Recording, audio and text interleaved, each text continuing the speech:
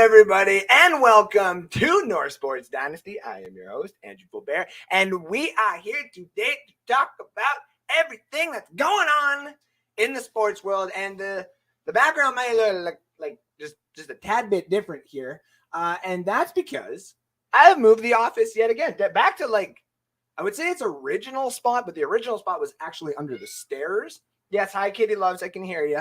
And originally, that's where I did it, but this is originally where the fiance actually kicked me over to. And then we went back over on the other side, and now we're back over here again. So this is my corner.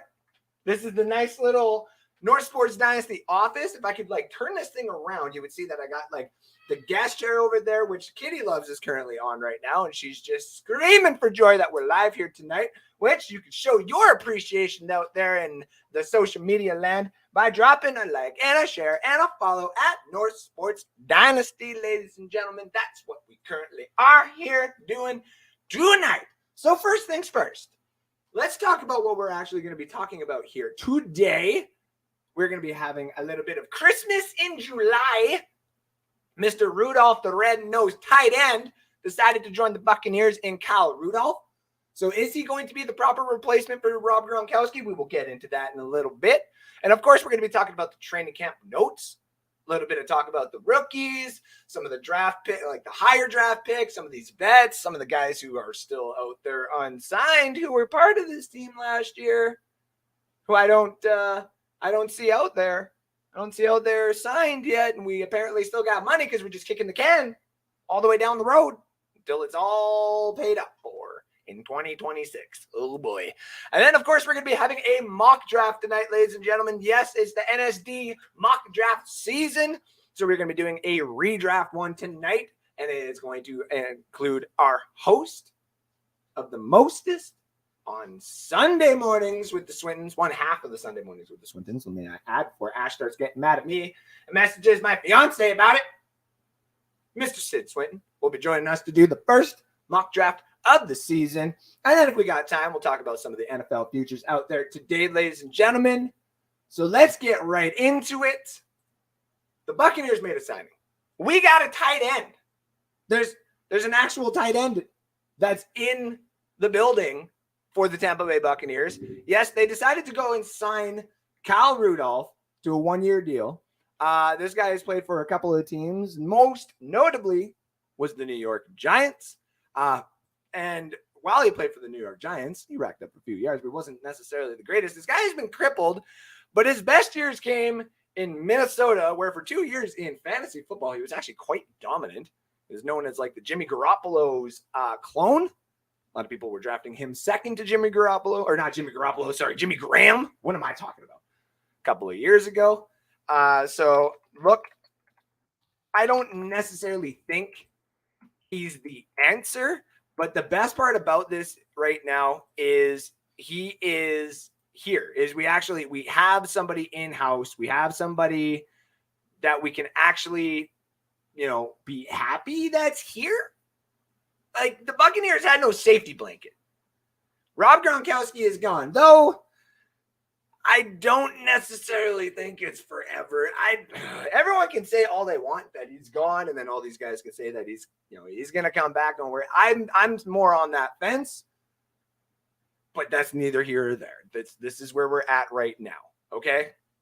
We got Kyle Rudolph. We have the apparent safety blanket that Tom Brady was going to want. We've got a tight end that fans were obviously calling for that we apparently needed. And why? Rob Gronkowski was obviously the answer, but isn't Cameron Brate? Isn't Cameron Brate the great, supposedly supposed to save us with all of his red zone targets? But that's just the problem, is he's had those red zone targets because Rob Gronkowski was on the field, catching these beautiful passes from the guy who made him flourish in the NFL to begin with. Now all of a sudden, he's gone. And Cameron Brate's going to have to basically turn into that. Because whether, Kyle Rudolph's signing is nice, it is appropriate, it's proper, I understand why we had to do it. But he's an all-around tight end. He's not going to go out there and get 1,000 yards. I mean, if he does, I'll eat my words. But he's going to be the last resort. mean, there was obviously a joke out there that Brady made, apparently, that, he's a Notre Dame prospect or college graduate. And so he's obviously not going to be his first look. That is absolutely hilarious. But at the end of the day, this guy's got height. He can block. And when we got a lot of question marks on the offensive line, though I don't think we need to necessarily have those question marks on the offensive line, it's something that we needed to do. Is his best years even going to come here and sniff the Tampa Bay Buccaneers? Isn't that the question everybody's hoping for? Isn't everybody hoping that he could be like the Jimmy Graham of back in the day? Where does that opportunity come from? So I'll look at this logistically, logically here. There's only a few teams out there in the NFL who can honestly say that they have enough targets out there that they can go and do some damage into some major secondaries. Tampa Bay Buccaneers is one of them. But the reason why they can do that is because they got the wide receivers and they got a couple of good running backs, aka Giovanni Bernard and Leonard Fournette. And as long as Leonard Fournette loses that weight, obviously he's going to do good. It's going to be playoff Lenny and ready and this, that, and everything else. Rashad White is a great draft pick to have, especially in the third round. But Cade Otton in the fourth, he looks good. And all the people who played Madden in the last couple of years here has seen Cade Otton as a franchise guy for a while, as a guy that we can build up a second or third round steal. The Buccaneers ended up getting him in the fourth. There's a reason why he is available at the fourth round. Also being said, there's a reason why he was actually drafted, unlike some of these other tight ends who were in the draft this year, like Jalen Weidemer. And if I'm not mistaken, I wanted to say Jeremy Ruckert for the New York Jets, but I actually think they drafted him. There's a few of those tight ends that me and an old co-host of mine there here at NSD, Mr. Alex Loosemore, went and talked about in the off season about some of these tight ends. And these guys fell out of grace. And he was drafted. And so was Clife. I always got to remember how to say his name. Kieft in the sixth round. Now, he is a big-bodied guy. He's like 6'5", 265. But he's more of a blocking prospect. He's more there to be another offensive lineman. And Cade Otton is the guy that is supposed to be the pass-catching back.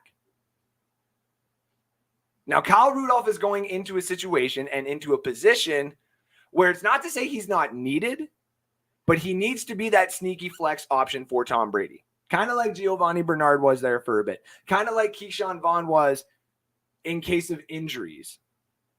In case something actually happens, we needed that tight end. Cameron Brate cannot last the entire season by himself.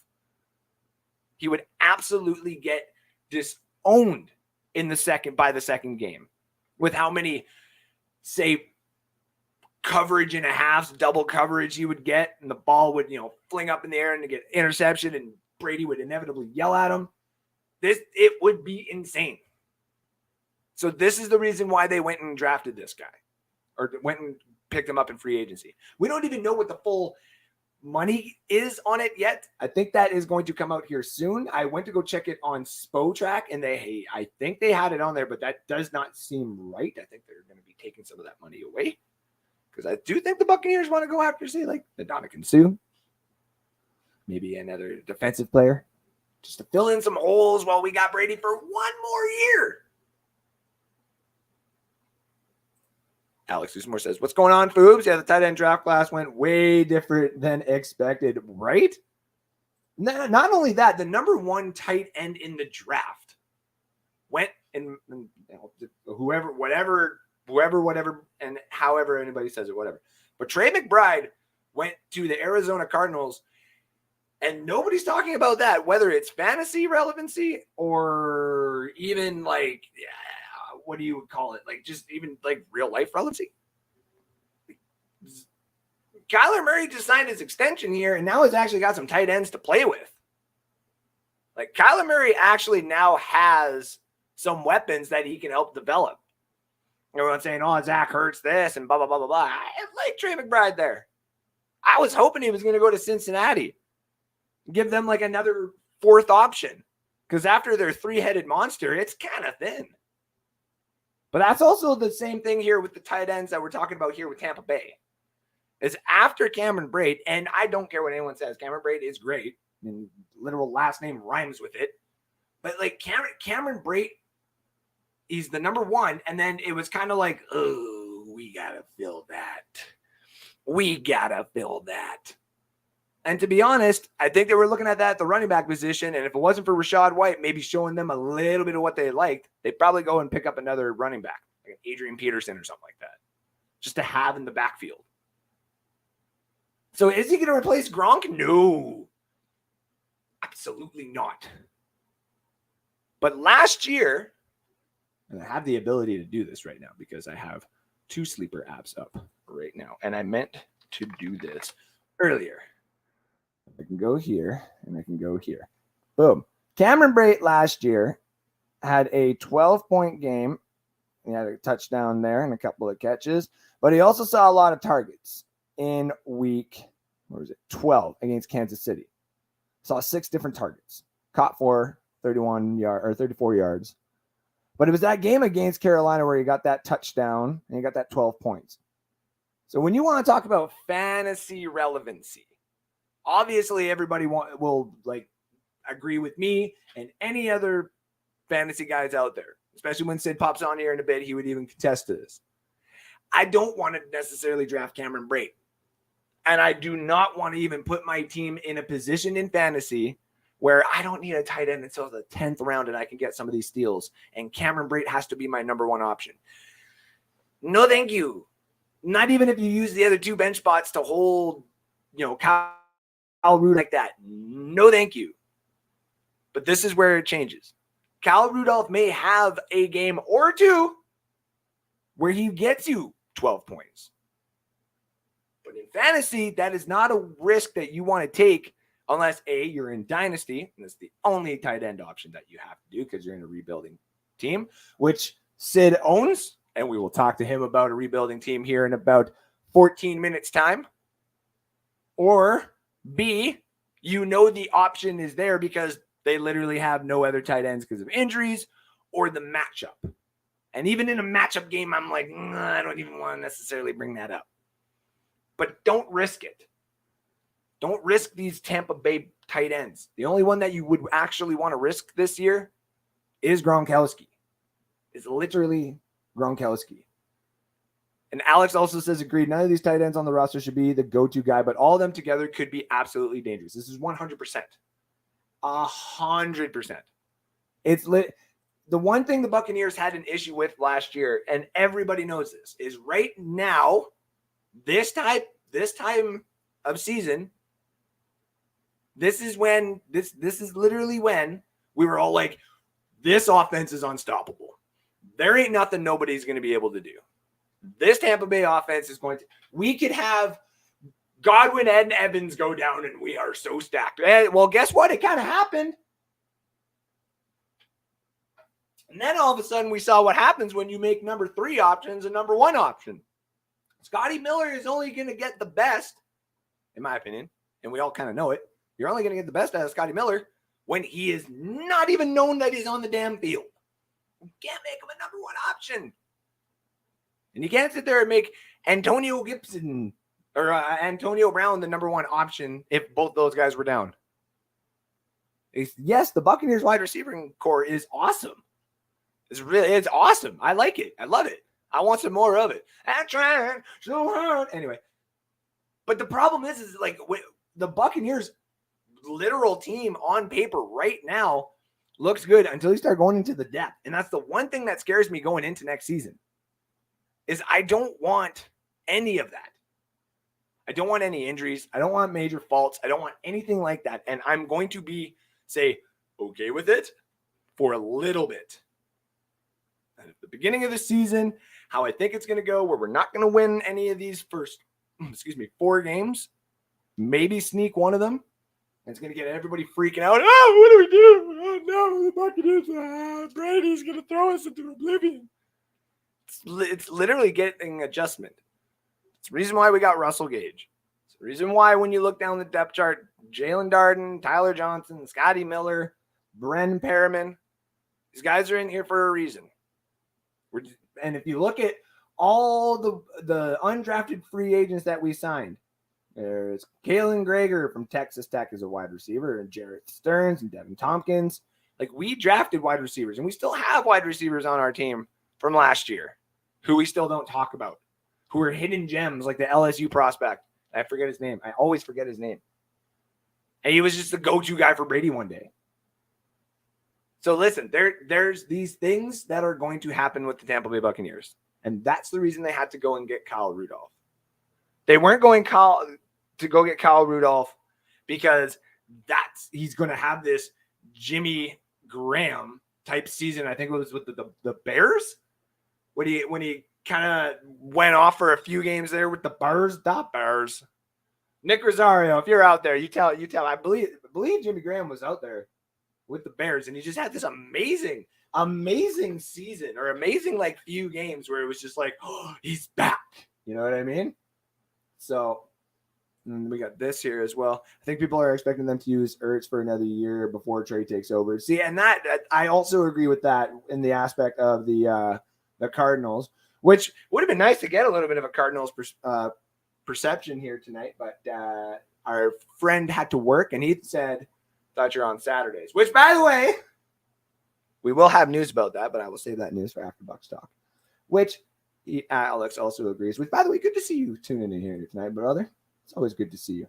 How dare I make all these and stuff like that, and I gotta use them and stuff like that. So let's get into the next part of this, okay? Let's talk Bucs Talk here.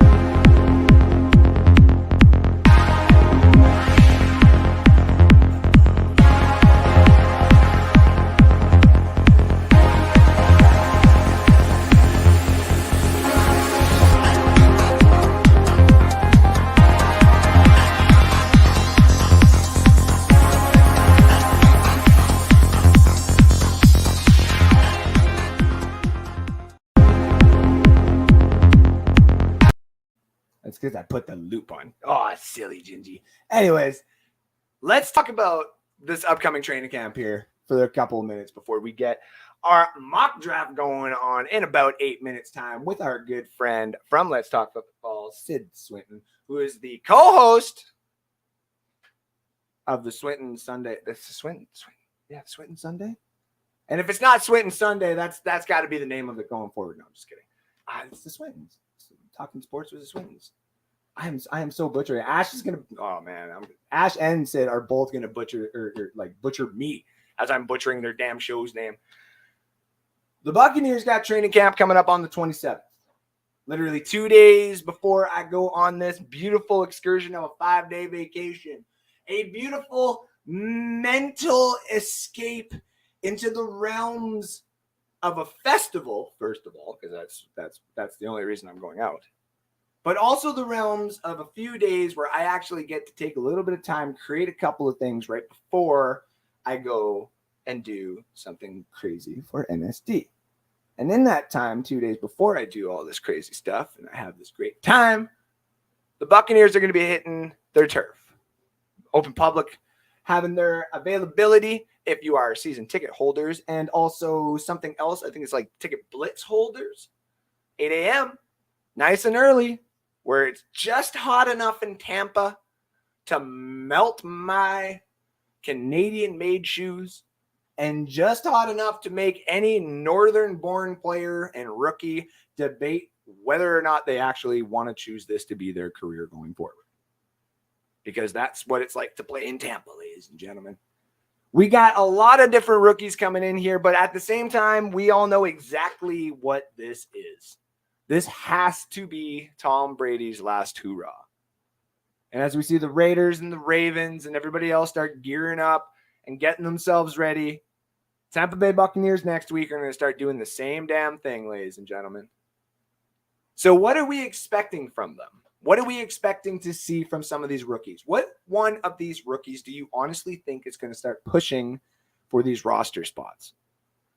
Which one of these veterans are going to really showcase out themselves this year as being a true leader to not only maybe keep themselves on this roster going forward when Brady is inevitably gone, but maybe to give themselves a better contract at the end of the year? Because whether we like it or not, we as fans have to understand that these players are playing for one thing, and that's cash, baby. It's the same thing we're doing at the end of the day. We all working just as hard as we can, or not. Let's admit it.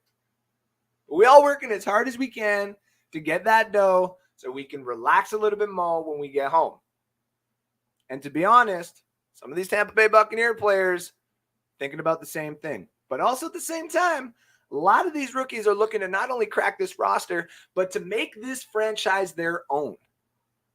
Logan Hall is going to be coming in with a very hard chip on his shoulder when the Buccaneers already got Joe Tryon and Shaq Barrett in house, and those guys are the starters, are they not? That guy's going to showcase himself out here. Luke Gadecki, a guard.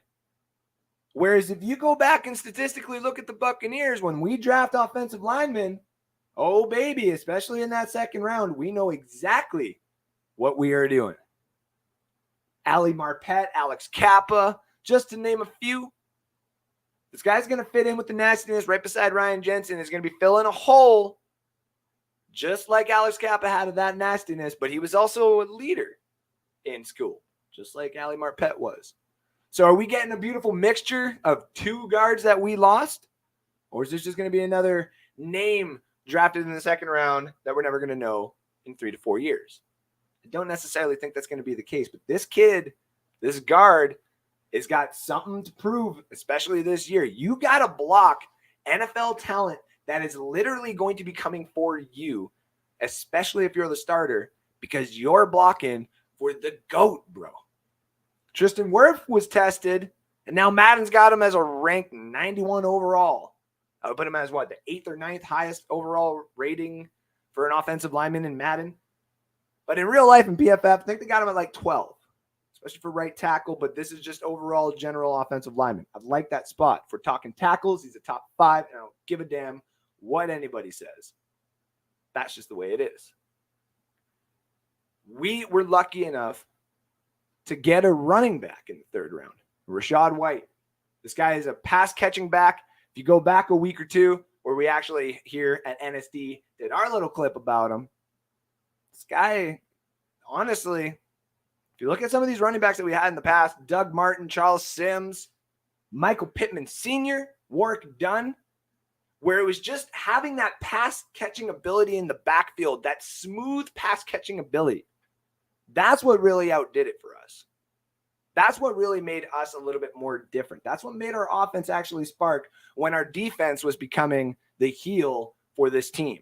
And what I mean heel, that's the thing that made it tick. It wasn't Sean King, it wasn't Brad Johnson, it wasn't any of those guys. Though, let's give props to Brad Johnson. Y'all seeing his TikTok out there? You see this guy throwing like trick shots and shit like that everywhere? When Brady's done, sign that man to a contract and get him in here. That's what I honestly want to see. Can I get a hell yeah? No, that is not a troll to the WWE today. So what about Cade Otton?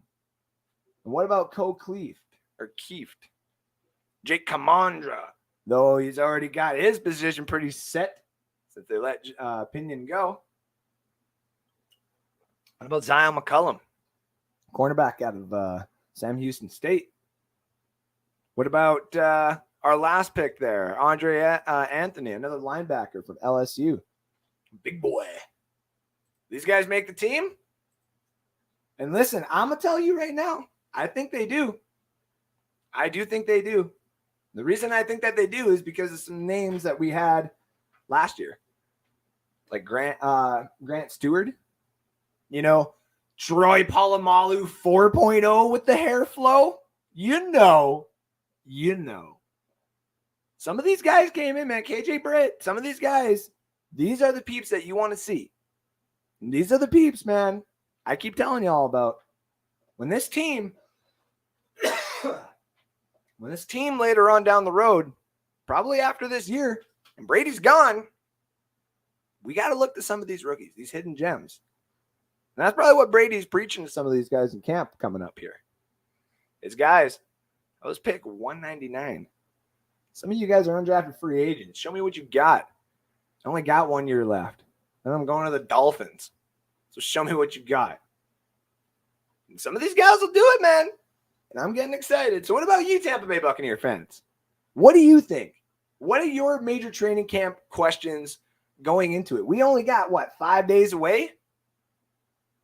I mean, next week when we're live here on Friday, right before I leave, hey, I'm going to tell you right now, we're going to be giving you first 2-3 day updates of what's going on, who's shining, and I'll be getting all the damn clicks and all the damn views because I'll be putting my little headline being like, we have the next Randy Moss, and everyone will be like, what? It's 2 days in the camp. When the fuck? Okay. And then all of a sudden I come in here and be like, this guy caught a couple of nice deep balls and stuff. Be like, don't get overhyped.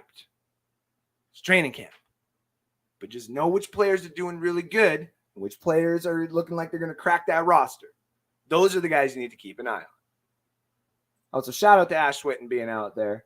Dakota Rose. Thank you for tuning in. New viewer today. Pound that like and share and follow button if you like what you see there and like what you hear. If you like what you see, like they call me Big Board. And as you can see, I was a little bit busy at work because I got a lot of fantasy drafts that I need to win this year. I am actually a little upset because as Alex is actually in the chat, Alex knows this probably better than anybody. I have finished second a lot of times. Especially last year. No, it was the year before that. I finished second in every single league. Last year, I was the favorite to win, and I almost had it. I had them in almost everyone. I almost had all of you. But as the late Paul Walker said, I almost had you. And then Vin Diesel said, bro, you didn't even have your car. I didn't have my team. I just did stupid moves. How does Kamara get 6 touchdowns in the championship games for fantasy? Like, come on. I'll never forget that. Sean Spencer, Let's Talk Football's very own, says, what's up? Can't wait. And Dakota Rose says, let's go with Niners. I like that. We got a Niners fan in the house. Welcome aboard. Liking your team this year. Trey Lance would be really fun if in the Superflex this year he just goes off. Speaking of going off, ladies and gentlemen, we're going to take a quick commercial break. But then I'm going to get you all back here with my good friend from Let's Talk Football. Be right back.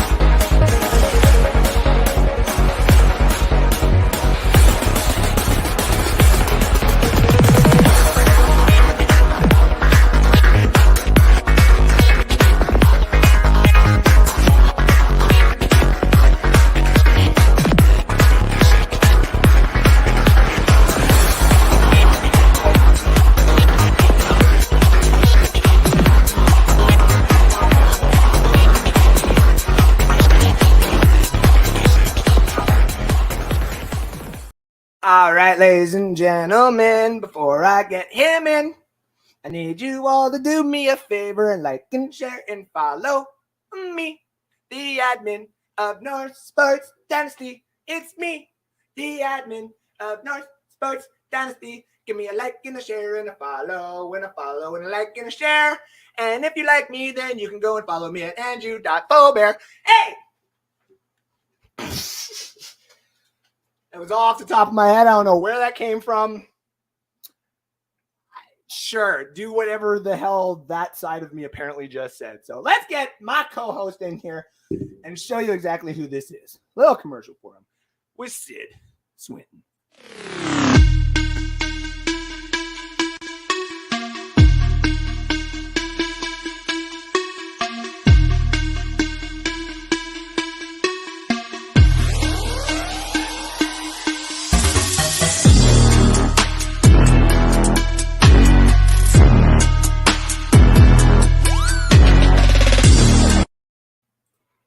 And we're joined with my good friend, the Swinton's very own half co-host, obviously, because I see that other chair there, Mr. Sid Swinton.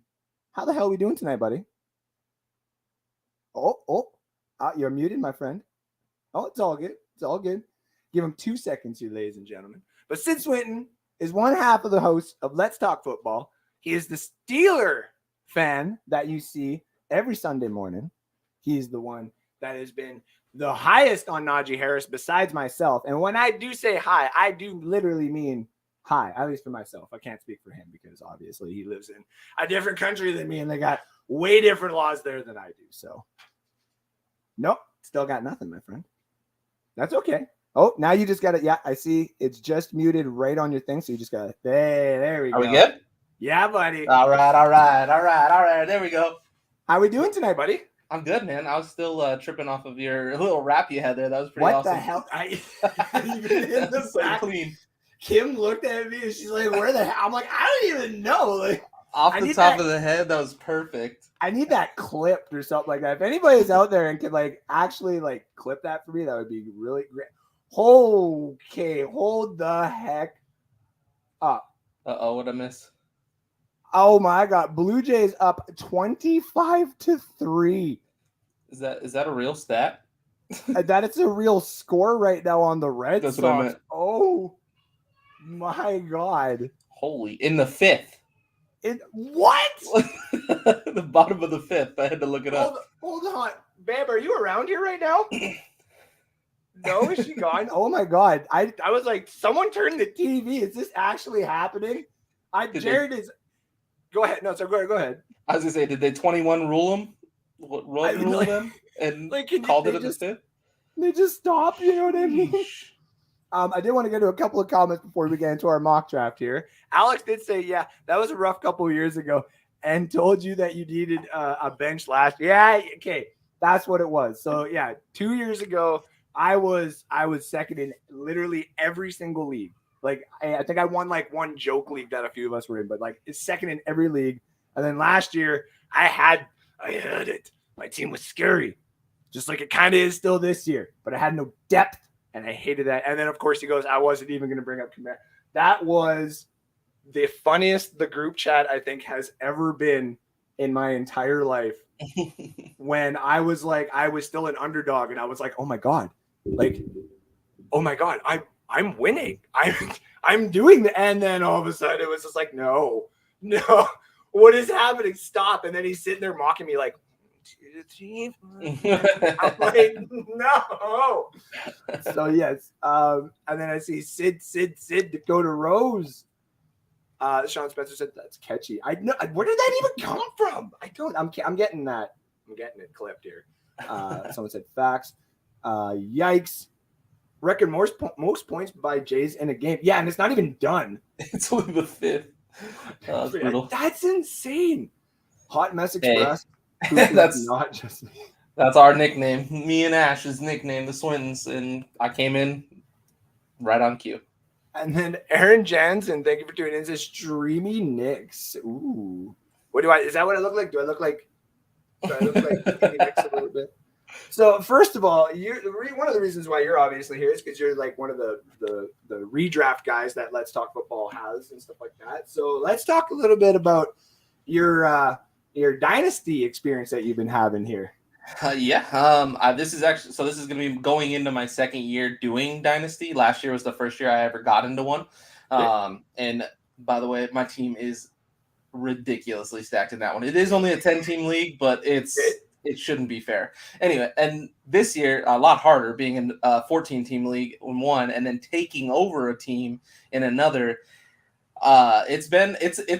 It's a lot of fun because it's so much different than what I've been doing. And I've been doing fantasy for like 15 years, but it's always been redraft. I have a keeper league that I've been in for 10 years, but it's only keep one person. So it's not anywhere near a dynasty level league. Yeah. So it's different and it's exciting because it's different. So I've been having a lot of fun with it. As you can see, I took over a team and have completely blown it up and just straight building for the future. So I'm interested to see how that's going to be because it'll be legit the first team that I have that I know is not going to compete. Like, because I always do redraft league, so I always draft a team that I think is going to win. Last year's Dynasty team was the first year, so it's basically a redraft league. I mean, I thought for the future, but I took second in that league. But this is the first year that I'm literally building for the future. So it's going to be a lot of fun, interesting. how I'm gonna navigate those streets. Yeah. So you took over a team of a person that just left, and we basically, we did say like, yeah, the one that you're at least taking over is a little bit of a rebuild. And then our friend Chris, who was supposed to be on today, but he's just working a little bit late. We'll probably get him on next week. There, our big Cardinals fan that you and Ash and everybody in the group started befriending right off the bat because he likes to chirp. He likes to do the smoke show, just like our good friend Nick Rosario, which I hope I'm saying his last name right. Yeah. Sorry. Yeah. Okay. Yep. He's a good guy, but your rebuild, all of a sudden out of nowhere, I see Alex message me and say, I'm doing something big. And I'm like, okay. And then I'm waiting. I'm like, well, where's hello? Like, where's this big trade? And then all of a sudden, if I get to it here, all of a sudden in the chat pops up, Loosemore gets Devontae Adams and Damian Harris, and Sid receives Marvin Jones, James Robinson, both from Jacksonville, Christian Watson, the rookie wide receiver from Green Bay, and a stack load of picks, 2 seconds, 1 first, and a third, which at first I was like, oh, my goodness gracious. So Alex now all of a sudden went from a person I thought was going to be like a wild card person that I was a little bit scared of to now I'm going to face him probably in the first round or second round, and I'm even more intimidated by him. So thank you for that one, Alex. But yeah, you now have a few of these picks because then I saw that. I was like, okay, well, I better get mine in because I'm in one of those positions where I'm in like top 4, and I'm not doing this as a brag or anything like that. Anybody else in Anybody else in the NSD Dynasty knows that I'm top 4. It would be me, Robert, what's his name? Josh Fubar, our other Lions fan, is definitely probably another one that I'm a little bit scared of. And I think there's another one that I'm forgetting, and they're probably going to pop into the chat and be like, thanks. You make a show about our team and you don't even show my team love. I think it's Travis. I think Travis is the other one there. Alex will probably pop in here and be like, well, it's me now. But yeah, so I was like, I need, as much as I would like to keep some of these depth guys, I need a couple of starters. I need insurement, and I need to make sure I don't have the same bye weeks and stuff like that. So I ended up getting Robert Woods, Alexander Madison, and of course, everybody knows that I had to get a 4th round pick in the draft. Like I just had to. That's just the way I do these little trades. I did have to give up Kenyon Bourne, Travis Jones, I believe that TJ Jones or whatever the name is for New Orleans there, Kenneth Gainwell, Jake Ferguson, which I know is more so the high upside, and then 2 seconds, which the only person that I obviously didn't want to give up Kendrick Bourne, but I did not want to give up Kenneth Gainwell. And that's the reason why you saw that big, like, bold thing in the comment section where it was like, yeah, I traded Kenneth Gainwell and y'all can come at me. Yep. I really did not want to do it. I like Kenneth Gainwell. So talk about those trades. Talk about where you're at right now. Like, obviously you're full of rebuild and stuff like that, but like, what are you looking for in the future? So basically, since I know I'm blowing up the team and aiming for the future, not being competitive this year, it's basically anybody, honestly, on my team that was like older or on their like 6th, 7th, 8th season in the league. I'm like, all right, I'm going to get all these guys out, get as much draft pick and young talent as I can, stack up on picks. I have currently 5 picks in the 2nd round for next year's rookie draft alone. That's just the 2nd round. Doesn't include my other rounds. I have 1, 2, 3, 4, 5, 6, 9 picks in next year's rookie draft. 9 total. So plus I got 4 rookies on my taxi squad. I mean, the big one about that Devontae trade, I'm really high on Christian Watson. So being able to pull him, I think is a long-term play. I mean, in 3 years, I think Christian Watson could be more valuable than Devontae Adams. So to me, if I'm not going to be competitive this year, might as well use my biggest asset to get more assets. And so to me, the main thing was Christian Watson and then the 4 picks for Devontae. I mean, I sprinkled some talent in there to at least put a roster together that might squeak me out a couple wins this year. But which is funny because you did message me and you're like, there is nothing wrong about like saying tanking, right? Like there's no, and I was like, nope, we have not stated any rule that you don't necessarily can't tank. And he's like, I just have to fill a roster, right? It's right. Like, yes. And I'm not tanking. I'll put my best roster out there, no problem. The problem is my best roster is not going to be good. But I knew that I looked at my team and I'm like, man, this is a rough team. So, and people hit me up for trades, and so I didn't let go of Tony Pollard. He was one that I'm like, I think I'm going to hold on to him because I think I can use him in the next couple of years. I have Tom Brady. I'm not going to use Tom Brady, so I'm trying to use him as a little trade bait to get something as well in return. Because I know anybody competitive, especially in the Superflex league, Tom Brady's going to be massive. So I'm like, hey, who wants this to try and go win a championship this year? And I'm debating it. Don't get me wrong, but I'm not. There's just certain things I can't give up. I gotta still keep my beautiful. I love my team. I really do love my team. But now I'm super young. I got Tony Pollard, James Robinson's a third-year running back, Christian Watson, Jahan Dotson.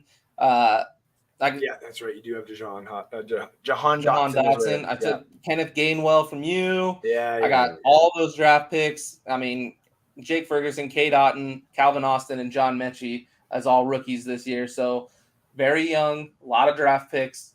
You won't see me this year, but you're gonna see me coming. That's exactly what I said too. Is like, in 2 years, your name is definitely going to be like one of the 4 that is like every single year, like, oh fuck.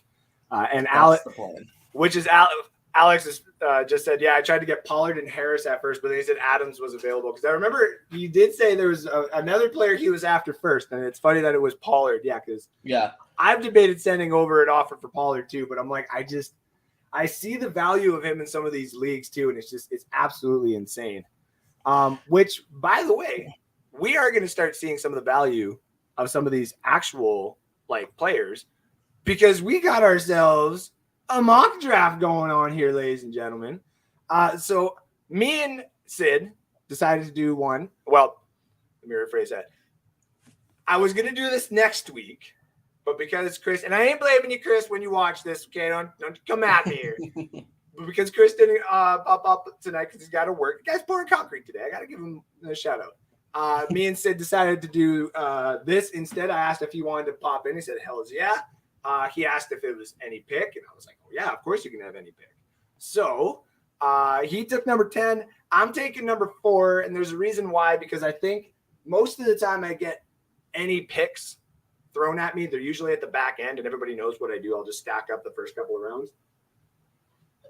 I have not had a top 5 pick in a long time. So I was like, let's go and see what I would do with number 4.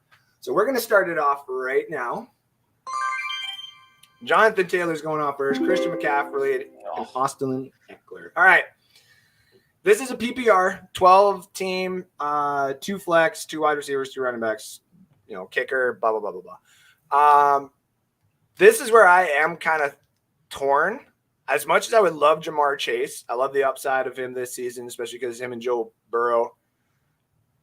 There is this beautiful thing that exists in your team in Pittsburgh.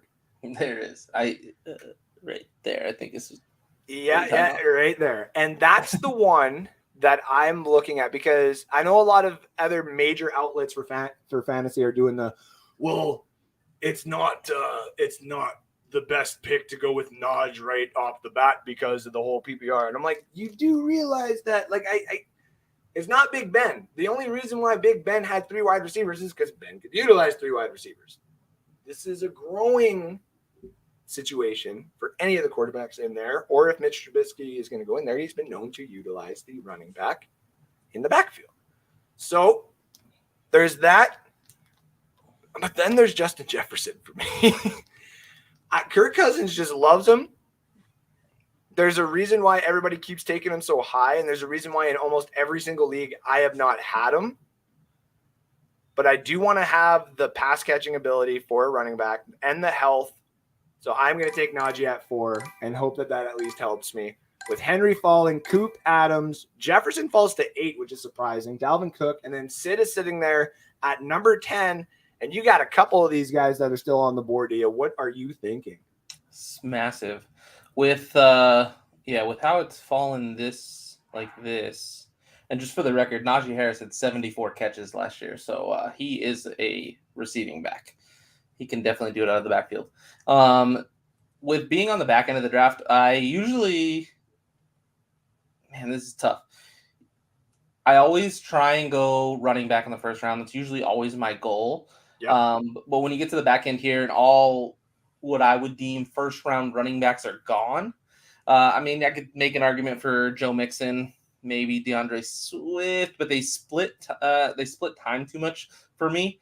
Yep. Jamar Chase sitting there, I think he has to be the move. I mean, being the top talent there, being the number one guy, just another year with Joe Burrow, that's who I got to go, and just hope to get a running back on the back end, just like that.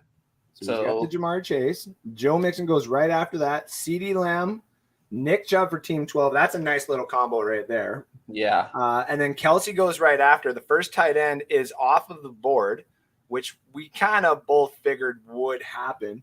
And now you're sitting there, Jamar Chase, and DeAndre Swift is one name that you brought up. He's fallen to you. But now you have this beautiful thing called Stephon Diggs and Jamar Chase. I know. That wide receiver stack is kind of insane.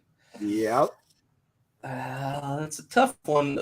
So this is what I usually, when I think of that, though, I'm like, yes, my wide receivers would be so stacked. But when it comes around to trying to get a couple running backs later on, it's just you're kind of hoping for the best. And I do like some wide receivers later on. So I think I'm going to go DeAndre Swift here just to make sure I got that number one guy to put in my team, just to kind of bolster my running back one spot. They said Joshua Allen at wow, and it made sense there. This is where this is redraft. This isn't Dynasty or anything like that. This is redraft. This is obviously like going for the gusto this year. Yeah. Wow. Okay. So this is where it gets a little bit tricky for me because I look at the board and there's a few players that I can obviously get in 6 more picks after this one. But there is a bit of a drop there in some of that decision making that I would like to do.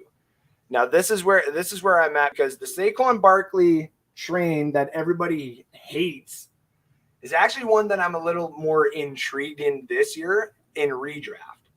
Mm-hmm. The reason I like it is because Brian Dable is the new head coach. And I know he's not necessarily his offense isn't made to actually go and utilize the running back position. Right. And it's more so obviously on the wide receivers. But there's something about the guy being in his contract year and not playing for so long that it makes it intriguing. But I'm on the same thing as you here.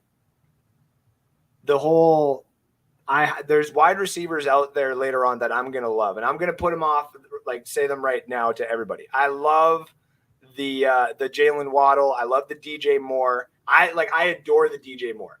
To the point where in Dynasty, anybody who even asks for DJ Moore, I hit cancel right off the bat. Alex knows that way too good.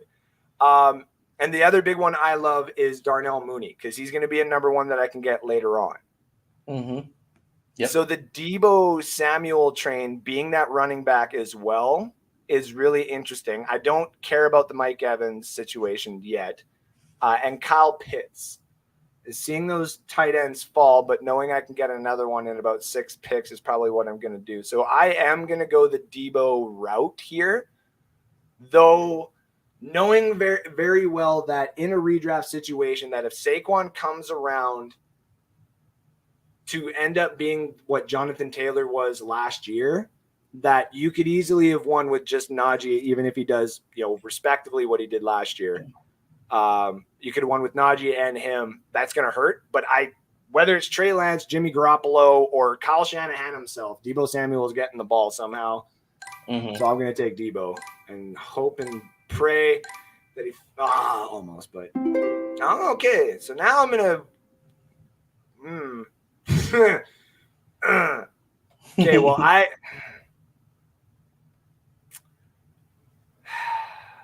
Okay. Well, this is the secret that everybody for me is going to know. And obviously there's a lot of fans out there that I wanted to say hi to. Alex says, thanks, Sid, for the compliment on his team there earlier. He also said I was definitely top 4. I appreciate that.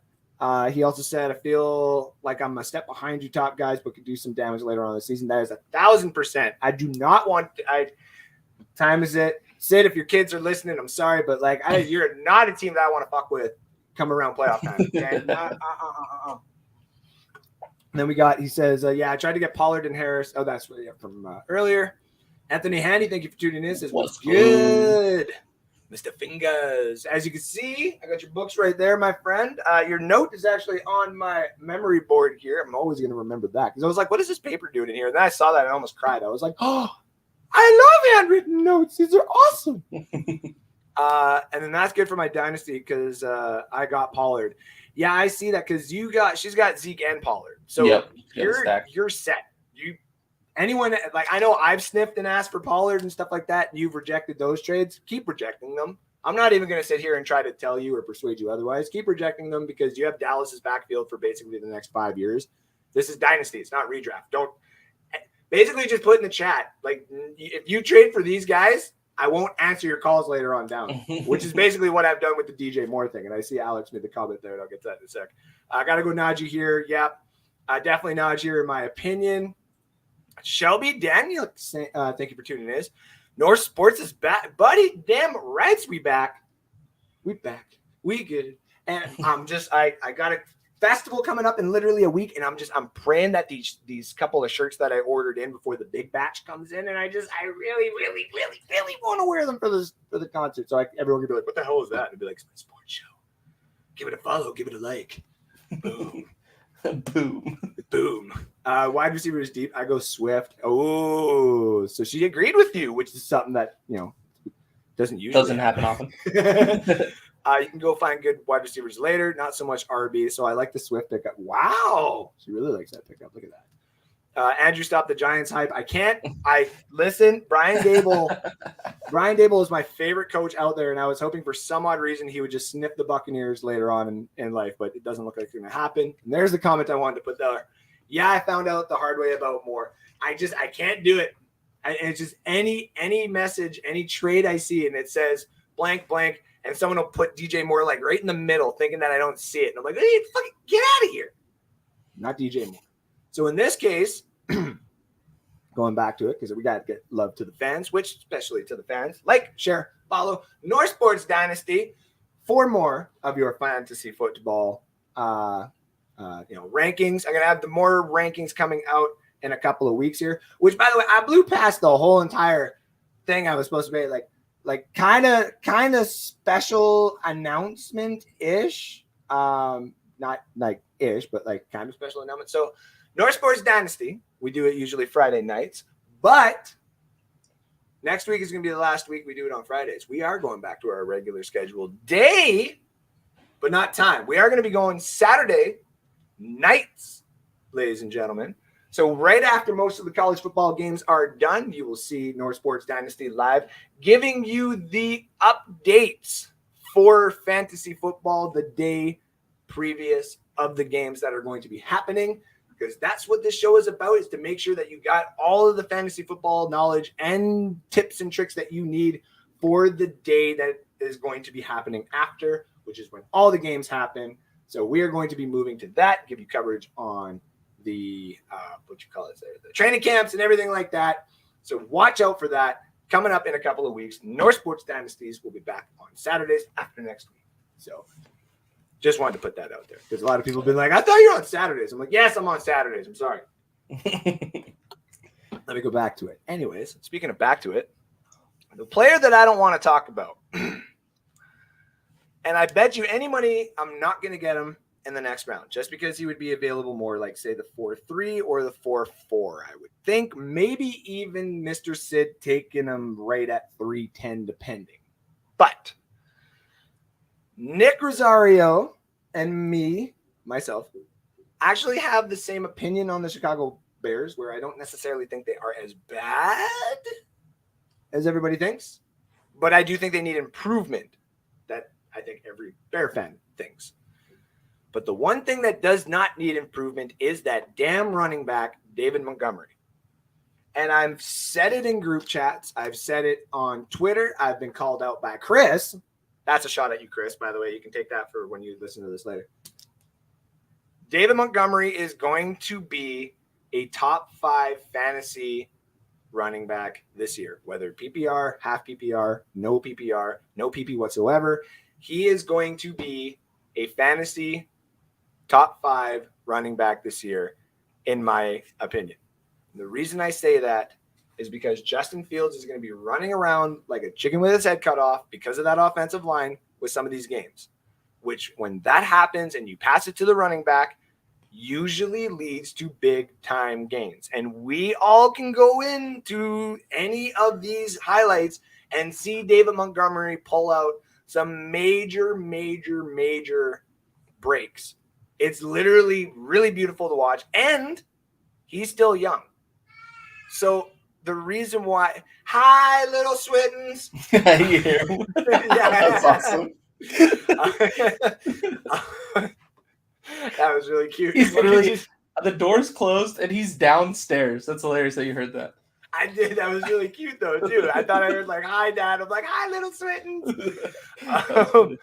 So with that being said, like as much as I love the fact that Kyle Pitts is there, I really like Kyle Pitts this year. And that's literally the only one I'm torn on. But I cannot risk the fact of me saying, that he's going to be my guy, what fantasy football is usually calls it. He is my guy this year. And I'm going to take David Montgomery and hope that he would actually do what I hope he is going to do next year. And now the Bears, and then I love Montgomery. I agree. Montgomery is an absolute stud. The only thing that worries me is the O-line in front of him. I also agree with that, Alex, 1,000%. Ask Sid about how I bet him at the end of the season about how Montgomery was a stud. Ooh, you guys got a little bet on him, or? We went. I had Antonio Gibson, and she had David Montgomery. Points for every week. Oh. I still like Montgomery. I'm sorry. But that's what it was. Okay. That was our little bet. And then I can see he keeps saying hi, Dad. That's hilarious. He sees y'all on TV. That's so cute. So Sid is up here. Sid's team right now. Let me get back to the right one. Actually, no, I'm just going to close that one out for now because I don't need that one until later. So right after that was Patrick Mahomes, Ezekiel Elliott, James Conner, Cam Akers are gone. Justin Herbert was gone, team 9. Sid is sitting there now with a lot of actually still good players left on the board. Some decent tight ends are still available. You could take one now. You could wait another 5 picks. What are you thinking, my friend? This is a little insider information about me. I like tight ends in the later rounds. Like I like my little hidden gem tight ends. Last year's tight end that I really liked later was Dalton Schultz. He kind of balled out later on. So I have a couple that I'm sure I'll be talking about later. But right now, first few rounds, I am a running back receiver guy, and especially in redraft, running back receiver. That's it. That's all I do for like the first 5 or 6 rounds. I don't look at quarterbacks. I don't look at tight ends. I don't look at any other position really, because I think in a redraft format, your top guys that are running backs and receivers are what carry you to the championship. That's just my opinion. Yeah. So I am looking at the running backs and the receivers right now. Running backs, I am not a ginormous fan of Antonio Gibson. I think he's going to have a massive split this year. Oh yeah. So I'm not big on him. Breece Hall is very intriguing here. But I don't think they're going to shy away from Michael Carter too much. I think he did have a decent season. So again, split carry guy. Travis Etienne is the next one on that list. And James Robinson, everybody in the locker room was saying we need to get this guy the ball more at the end of the season. So I don't think they're going to shy away from James Robinson very much. You get down a little lower. I like J.K. Dobbins, Elijah Mitchell, Clyde Edwards-Helaire, A.J. Dillon. So the fact that those guys are lower on the list, I'm going to go receiver, in my personal opinion, with this pick. Now it becomes which receiver. Keenan Allen, I mean, that dude is a PPR machine. It's going to be hard to steer away from him. I already have Jamar Chase, so T. Higgins is out. There's no way I'm double stacking the receivers in the same team this early. No. Deontay Johnson, I wouldn't mind. Terry McLaurin, I really like. And then Jalen Waddle should be solid, but I think Keenan Allen is the move, and I don't think I can go wrong with that pick. No, there. I think you're right, too, especially when you have Jamar Chase and now Keenan Allen as your 2 wide receivers. So anybody that you're going up against in the playoffs knows that they're going up against 2 of the high-flyingest offenses with the number 1 wide receivers. So you definitely got very, very scary tangent there with Keenan Allen, because right after that, T. Higgins goes, and yeah, I agree. Why would you do the double stack? Like, everyone loves T. Higgins, but I'm not going to start playing that game when you already got Jamar Chase. Kyle Pitts falls to the last pick of the 3rd round, and your boy Deontay Johnson falls to the first pick of the 4th round. DK Metcalf right after that, and you are still up. Who are you looking at now? So now it gets a little interesting because these top 5, 6 running backs are not going to be there when it comes back around. 7, maybe even 8 running backs. Yep. So those I have to look at and see if I want any of those. Now the receivers, and just a little tidbit on the T. Higgins. Now if this is a dynasty league, I don't mind going Jamar Chase, T. Higgins just to have that. But the fact that it's a redraft, it's not smart to put your top 2 receivers on the same team. But man, the receivers that are available are scary. A little scary Terry action, Jalen Waddle. Man, if I stack them together, Jerry Jeudy even, this is a tough decision. Right. But I don't have another running back. I'm very big on having a deep running back in redraft leagues. The question is which running back to take. I think Josh Jacobs actually. Man, this is tough. All right, give me a minute here to think about this. So the Josh Jacobs thing, for a lot of people out there, a lot of people are like, the Raiders offense is going to be absolutely amazing. And this is obviously a tidbit information for the people in our Dynasty League.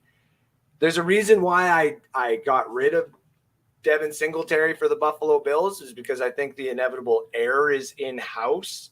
So they will start using him a little bit more. And I think that Zamir White or Kenyon Drake may actually start pulling more targets away from Josh Jacobs. Mm-hmm. Though in a PPR format, just the way that offense is going to explode, it makes it extremely, extremely, extremely difficult to pass them up when you get to a place like this. Right. Exactly.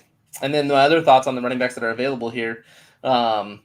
J.K. Dobbins, I mean, the Ravens are a running team, and they're great at it. So I don't think he's going to be bad. But he's on the PUP list coming off an ACL, so it's like, I don't know if I want to risk it there. Elijah Mitchell, another big running game team.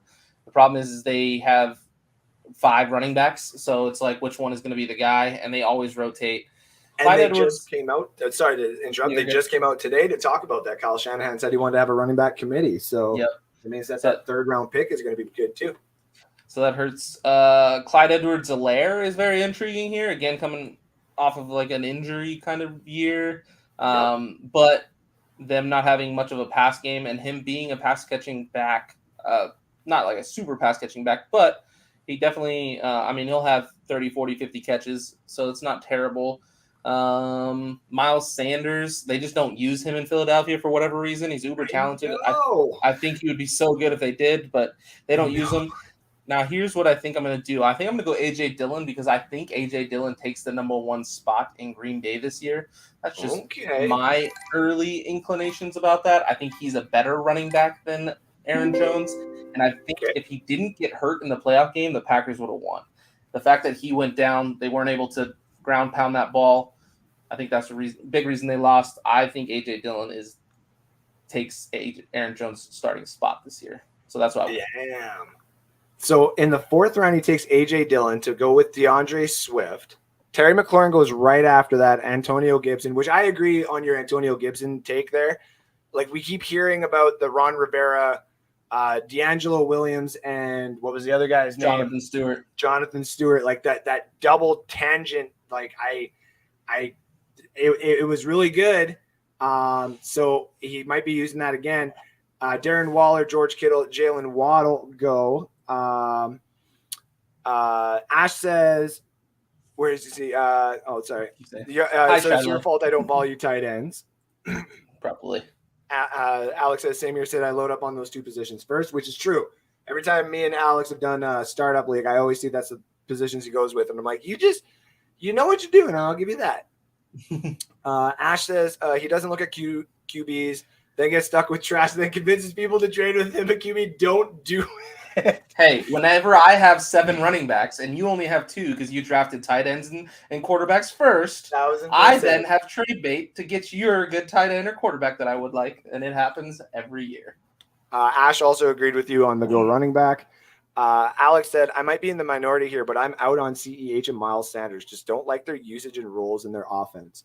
So, you go ahead. I was going to say, I agree, except I think CEH's role changes this year because of the weapons that they lost. Because losing Tyreek Hill, they aren't going to be the air raid offense. At least they're going to try to be. They're just not going to be as good at it because you can have three guys that do what Tyreek does. The problem is three of them, and you can't have them all playing one position. So you got a burner, you got a mid-range guy, and you got the slants, but they're three different people that all Tyreek did. So you could just use Tyreek and do that passing game offense where you're not going to be able to do that this year, and I think that opens the role for CEH more. Yeah, but I agree on Miles Sanders. Yeah, and Miles Sanders one, everybody knows that, like, my love for Kenneth Gainwell, like, you have no idea how hard it was for me to trade Kenneth Gainwell, because, like, but the thing is I want to go for the win, only because Robert has done no rookie drafting, no trades. He's done nothing. He's just like, I'm going to win again with this team that I have. I really think he has a stacked team, so I'll give him that. But I'm making sure I got some depth this year for sure. F. Sanders. All Eagles are blacklisted from my fantasy, which that's facts. I know. By the way, ladies and gentlemen, if you got a question, just drop it down in the comment section. Use the hashtag #NorthSportsDynasty, and we will get it answered to you ASAP. As in, like, I will literally stop the show and answer your question. Like, if I see it. I like it. So now, I'm sitting there. I got the Najee. I got the David Montgomery. I got the Deebo Samuel. And I'm looking to see what else is out there. There's still a few running backs, but I'm going wide receiver here. I can 1,000% tell you all. Like, don't get me wrong, Lamar Jackson looks very intriguing, and he might look good in the 5th round, depending on how I want to go with this. But the DJ Moore train, I cannot state more how much I love DJ Moore. They got CMC, who's going to basically see most of the passing work, obviously mid to short game. But when it comes to those deep balls, Robbie Anderson was very hit and miss. He was kind of like having DK Metcalf or Tyler Lockett at some points, where you would have 0-point games. And I cannot accept 0-point games when I am going for a major championship. So it's the one thing that I shy away from in the mid sections. Now, obviously, people will bring, or in the mid rounds here, or the early rounds, people will say, well, DJ Moore was injured, so why would you not, why wouldn't you take that into consideration? The end of the season, that injury did not look anywhere near like it was even close to what it was. He looked healthy as hell, but there's 3 guys right now that I really, really would like, and that's between, obviously, Courtland Sutton, because he may actually be the number 1. I don't like the whole Jerry Jeudy thing. And I also like the whole Michael Pittman, the Michael Pittman being the number 1 for the Indianapolis Colts. This is where it's tough for me. And if I look at the committee or the other people that are around, the Indianapolis Colts don't necessarily have too much when it comes to the other wide receivers. I know some people may disagree, but it's Michael Pittman, DJ Moore, and then where are the catches coming after that? Like, is Robbie Anderson getting more, or is the Alec Pierce guy going to actually come in and take more from Michael Pittman? And I think it's going to be the first. So I am going to take Michael Pittman here. DJ Moore next. Yeah, DJ Moore not coming back to me at all.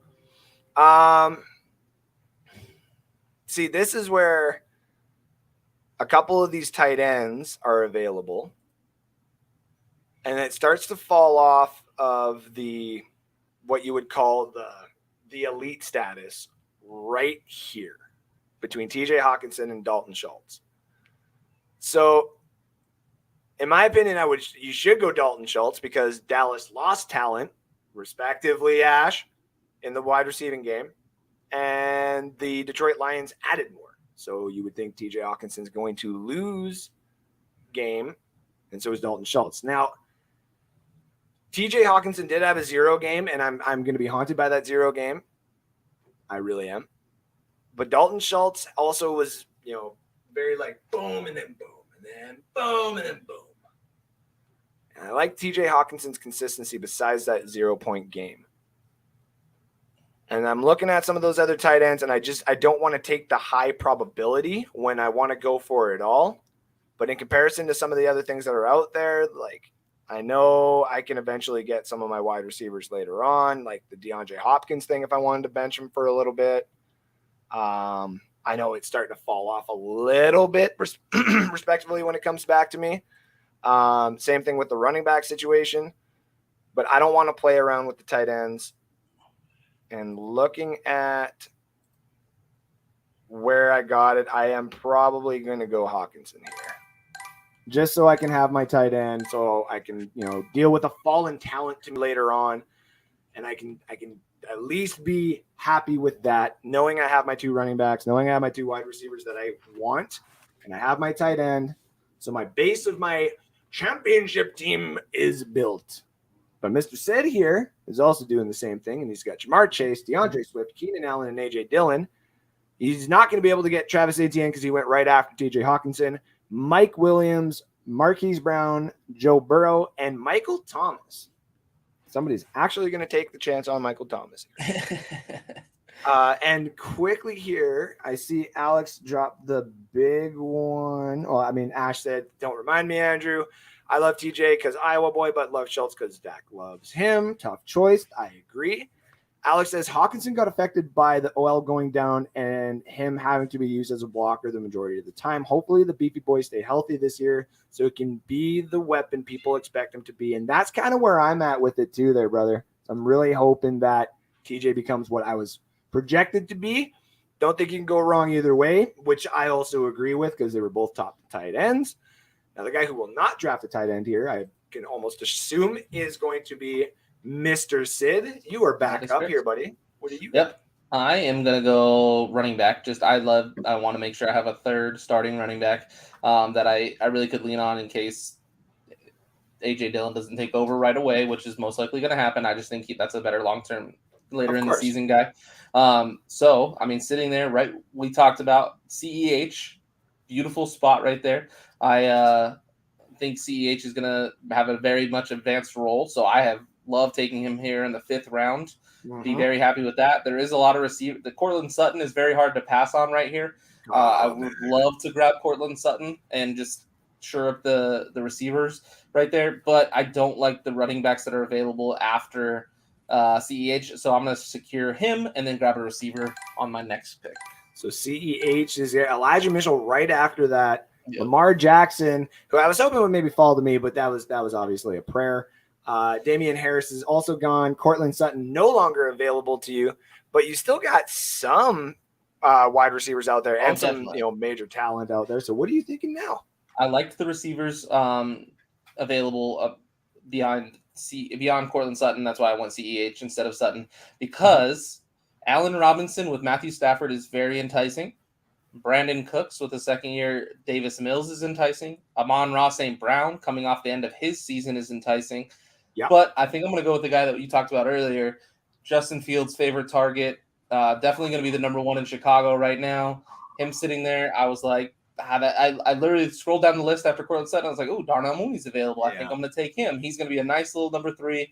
Should just absolutely eat targets this year. There's not a lot going on, and he's going to be Justin Fields' bailout, which he's going to have to do a lot of behind that line. So I think I would like to lock that up as Darnell Mooney. And it hurts because I wanted him.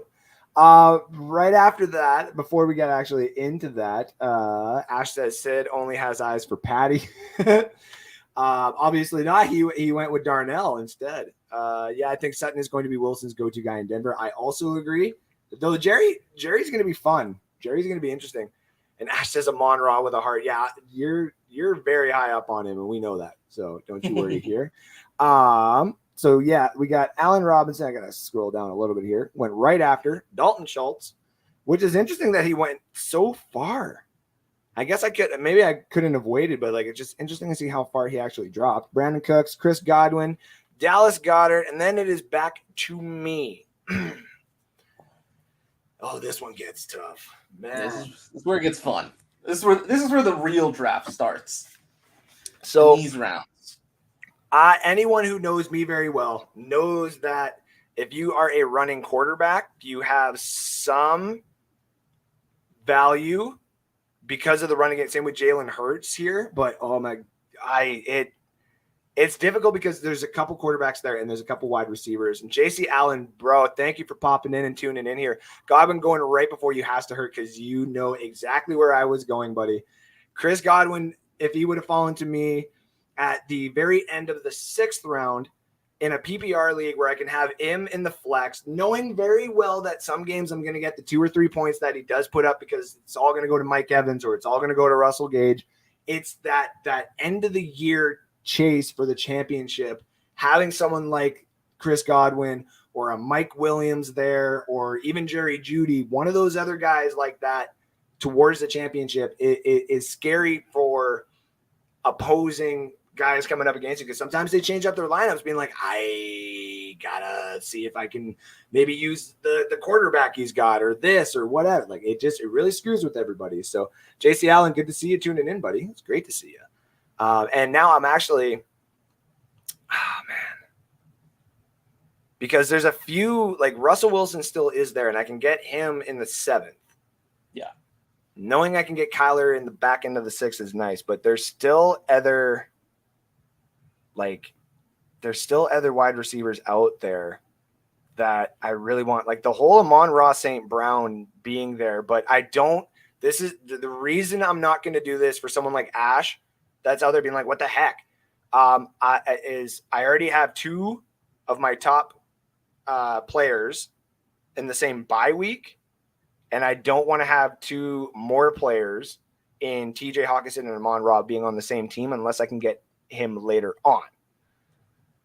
But I see Tyler Lockett there, but I don't know his quarterback. And I see Adam Thielen there. I just don't know.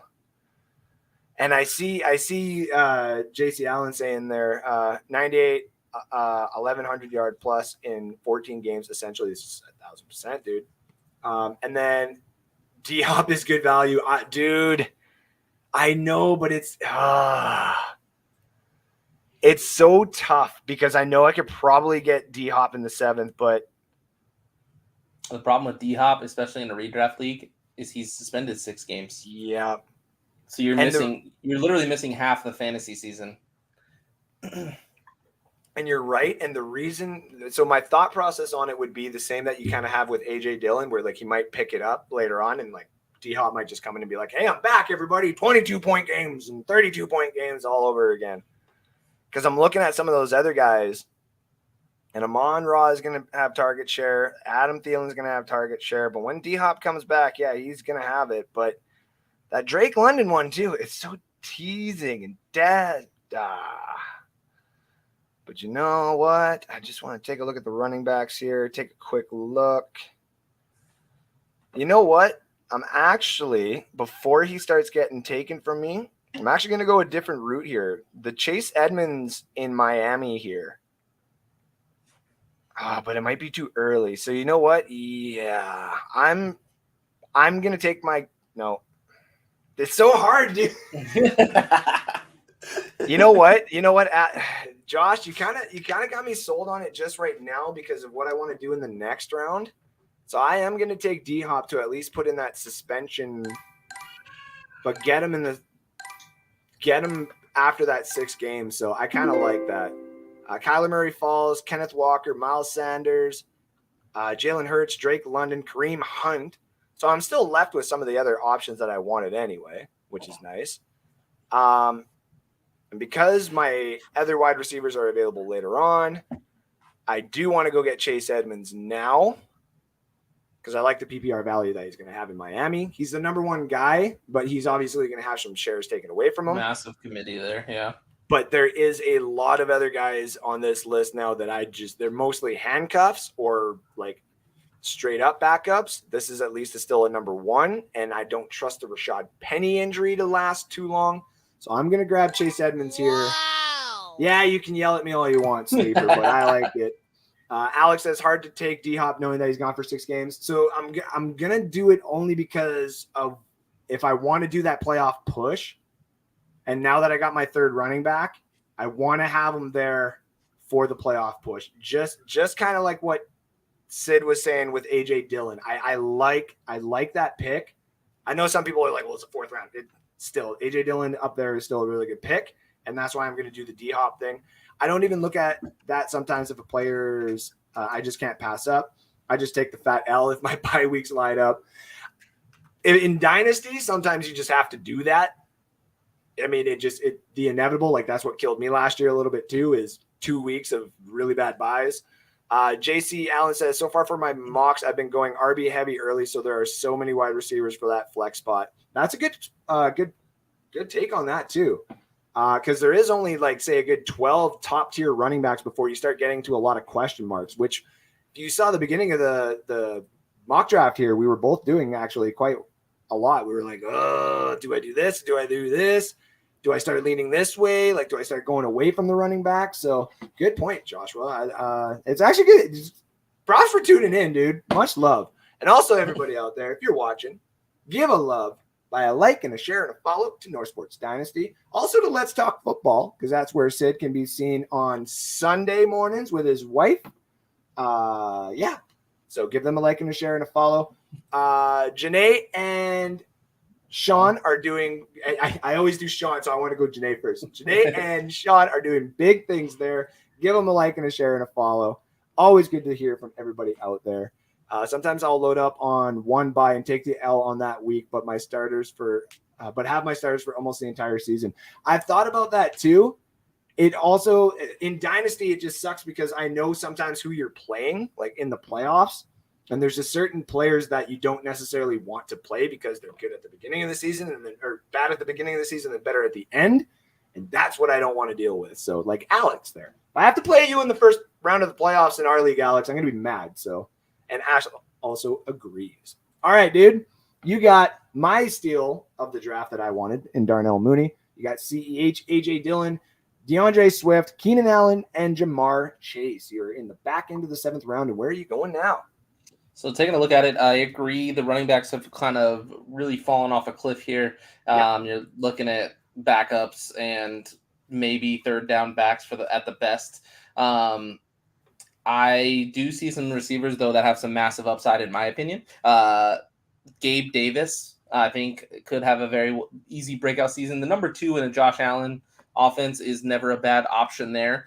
But right below him, Hunter Renfrow being available right now. I mean, a PPR monster. So the fact that this is a PPR league, Hunter Renfrow's kind of hard to pass up on right now. I think that's where I'm going. I just don't want to pass him. Having him as my 4th receiver, I think, is a steal here. I love this pick because in Dynasty, I have been trying to just take him away from Alex, and Alex knows how much I love him. So he's like, you're not just getting him for free.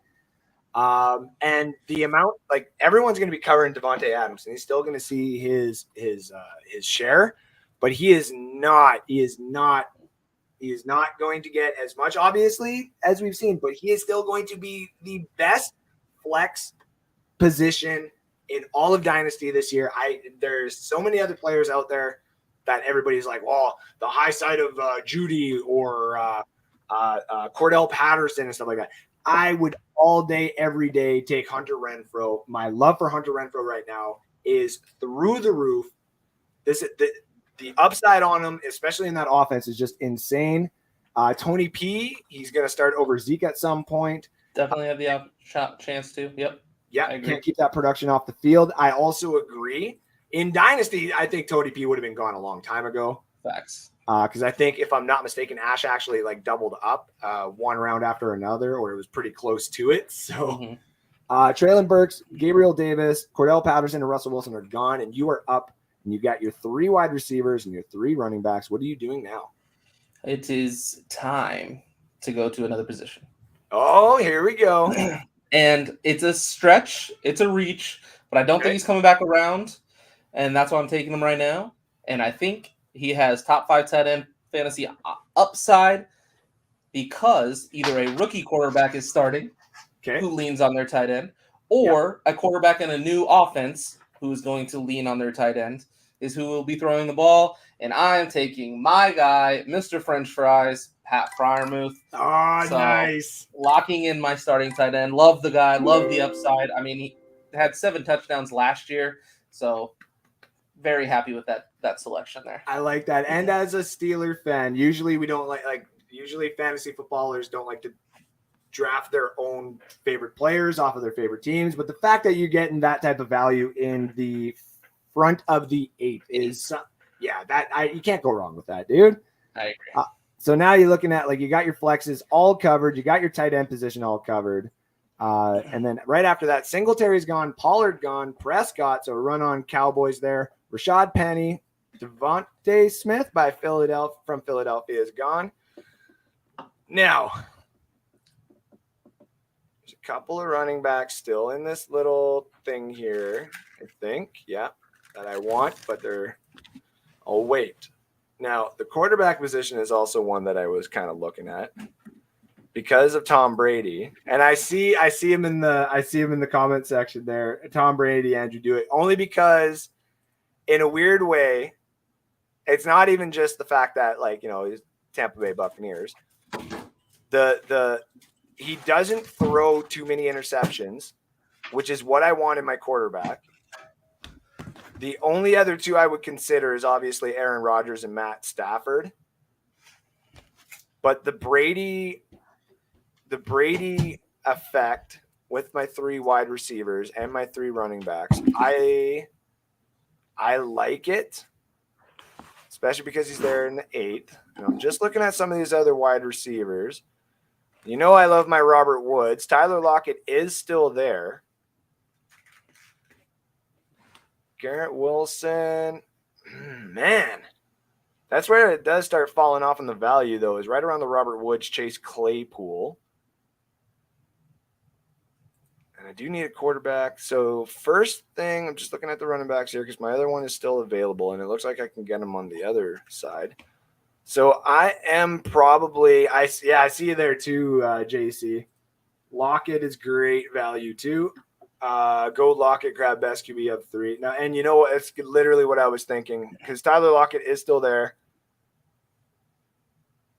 I hate that 0 point that he gave me before, but it's the value that he's still technically a number 1 in Seattle or DK.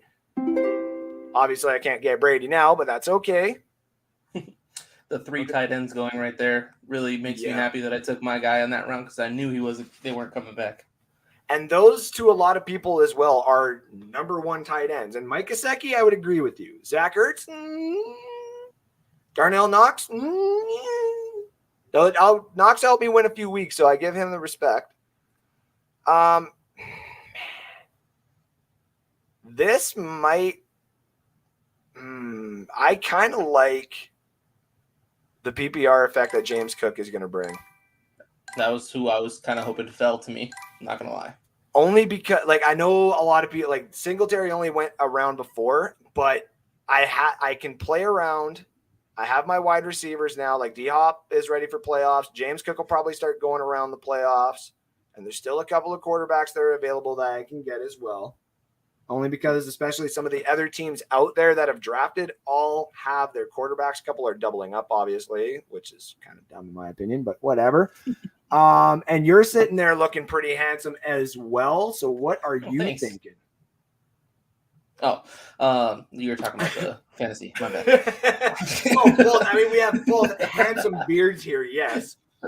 And hopefully both of our, wives think that we're handsome. Since they're both within ear range of this show, and would drop that comment in the comment section that they think that their husbands are very handsome. And what are you thinking here? So my thoughts here. All right, I got three running backs.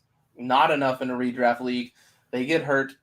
I don't like drafting backups. I like drafting players, running backs that I can see either taking over, having bigger upside later in the season, stuff like that, or who is just undervalued in the ADP.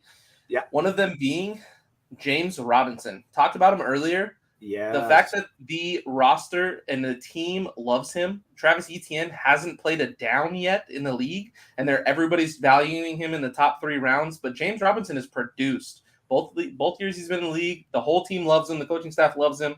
I have no problem taking him in the 9th round as a just a chance at still being that guy. I mean, it's likely they moved on, but if if he's still the starter because they think he's the starter, I'm taking him. I like the upside possibilities there. Seeing who went after Trey Lance was one of my quarterback options. So now it's getting down to the nitty gritty when it comes to quarterback. So I don't think I can wait any longer. I'm going to go with one that I think has a lot of upside just because this is tough because there's two that I there's two, but I don't think either of them make it back to me. So I got to decide between one of them. Okay. The weapons on both of these guys' teams is outstanding. So it's like they got upside there. This is tough. I think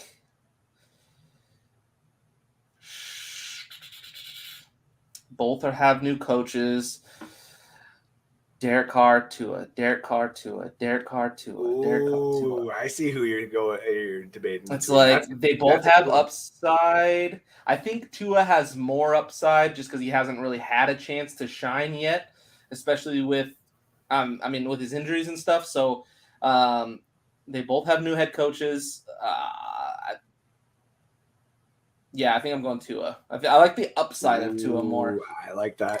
I like the upside. I think Derek Carr might have a higher floor than Tua does, but I think Tua has a higher ceiling than Derek Carr does. So this one becomes a little bit trickier for me as well because I like what obviously Kirk Cousins can bring. Yeah, you like that. Yeah, everyone knows, and I'll still always joke that week, like the Buccaneers were the game that started that whole thing, right, Sean? I know you're out there listening to this. You probably watched that game and were like, man, I love the Buccaneers for letting this guy get all crazy and emotional and stuff. Because then it led to his inevitable, $44 million a year contract. And I still am haunted by what he does. But at the end of the day, look what this guy's production is. Look at this. Look at it. PPR. 22 points, essentially, all the time. All the time. Until you get to around the playoff time. But that first little stretch there, that's what I like. Is that consistency, respectively, of just staying in the 20s or at least keeping a quarterback in the 15 range. Because when you start getting to the back here, you don't get too much. We still don't know what Deshaun Watson's suspension is going to be. I'm not even going to take the chance on that. The Trevor Lawrence one is also interesting, but these little 8 and 7s, I don't like those 5-point games and stuff that he had towards the end of the year. But obviously they threw talent around him, and Doug Peterson and company are going to treat him a lot better. But Kirk Cousins' offense, I think, will be a lot better. And I'm going to take Kurt. And I see that the fiancés actually did go into and say it's the backwards hat and beard for me, right? Like, look at him. Look at that guy. And then, I know. Yeah, thanks, honey. I got the backwards hat and the beard, too. I understand. Thank you. JC Allen says, put some syrup in your beard. I do have a video that I am going to eventually make where it is something kind of like that. Because I'm doing a very weird, comedy video.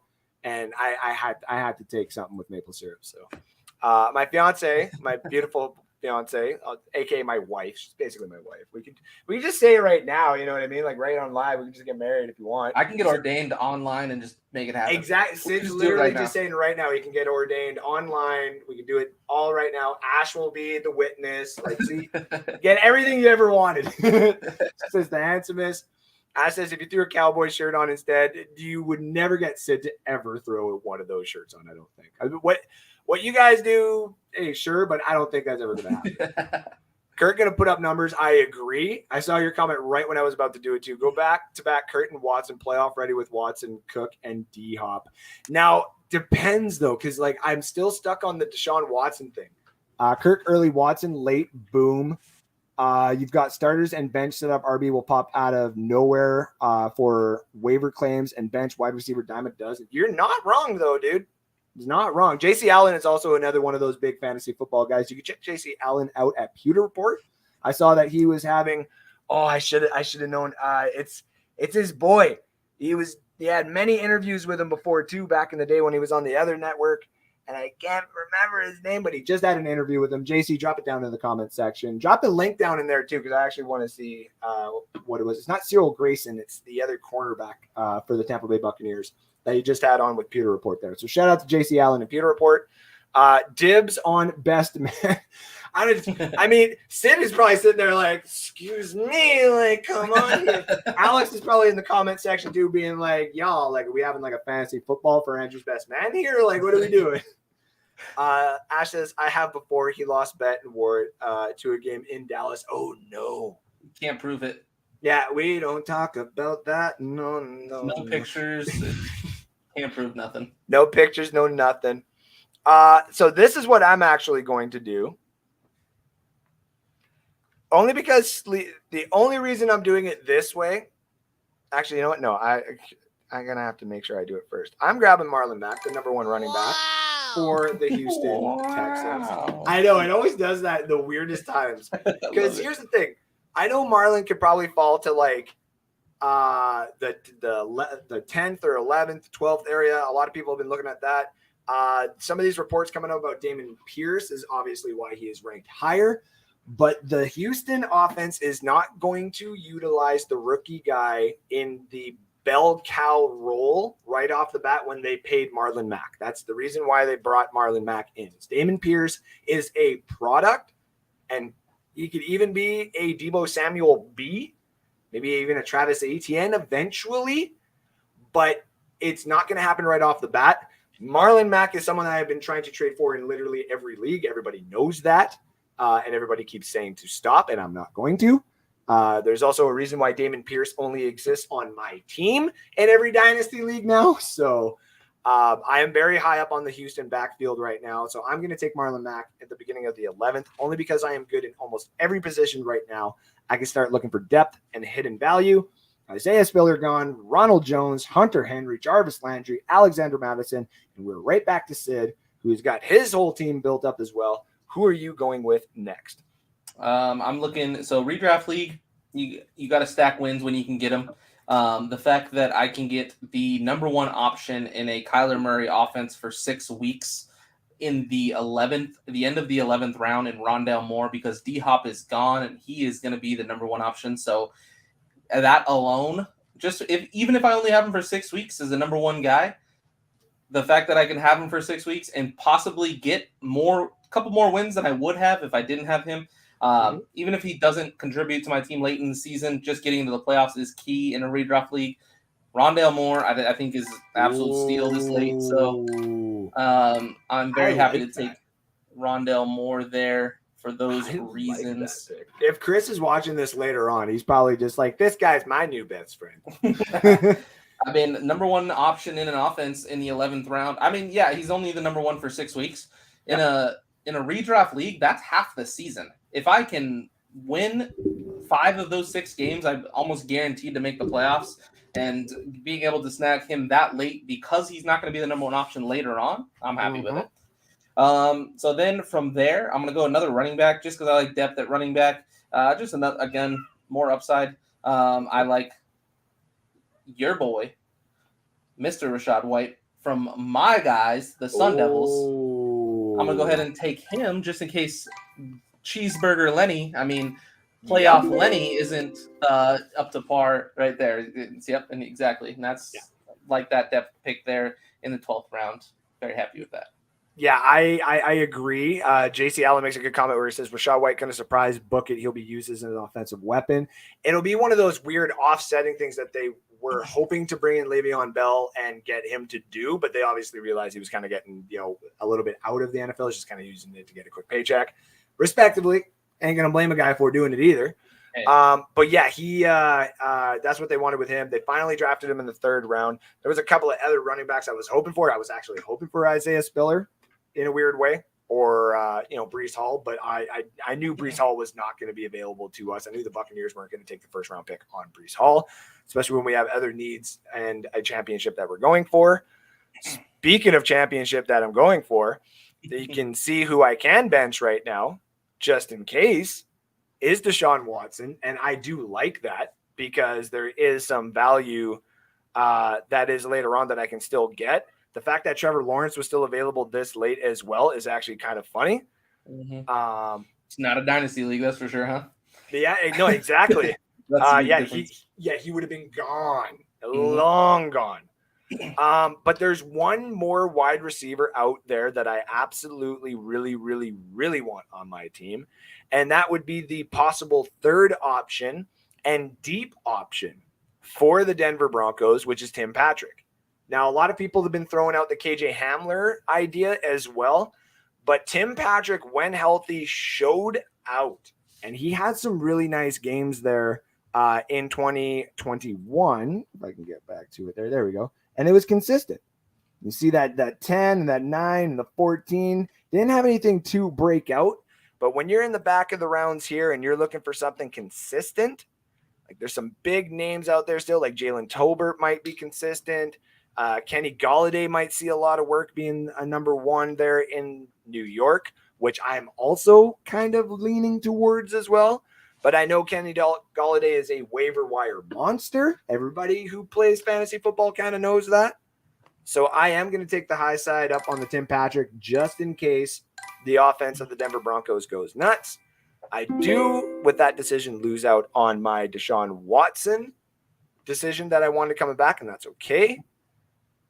I see some of these tight ends also falling off, and I'm going to go back to the running back game here.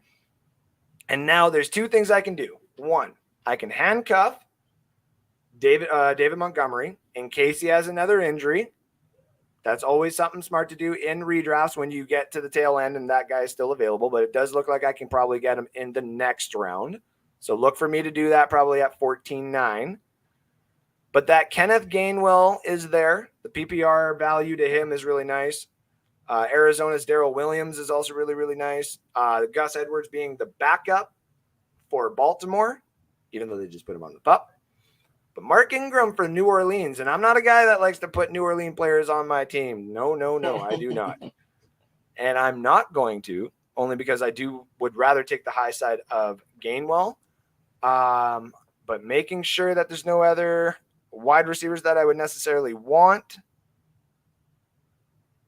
I mean, look at some of these names available. Like it's so hard to pass up. But man, yep.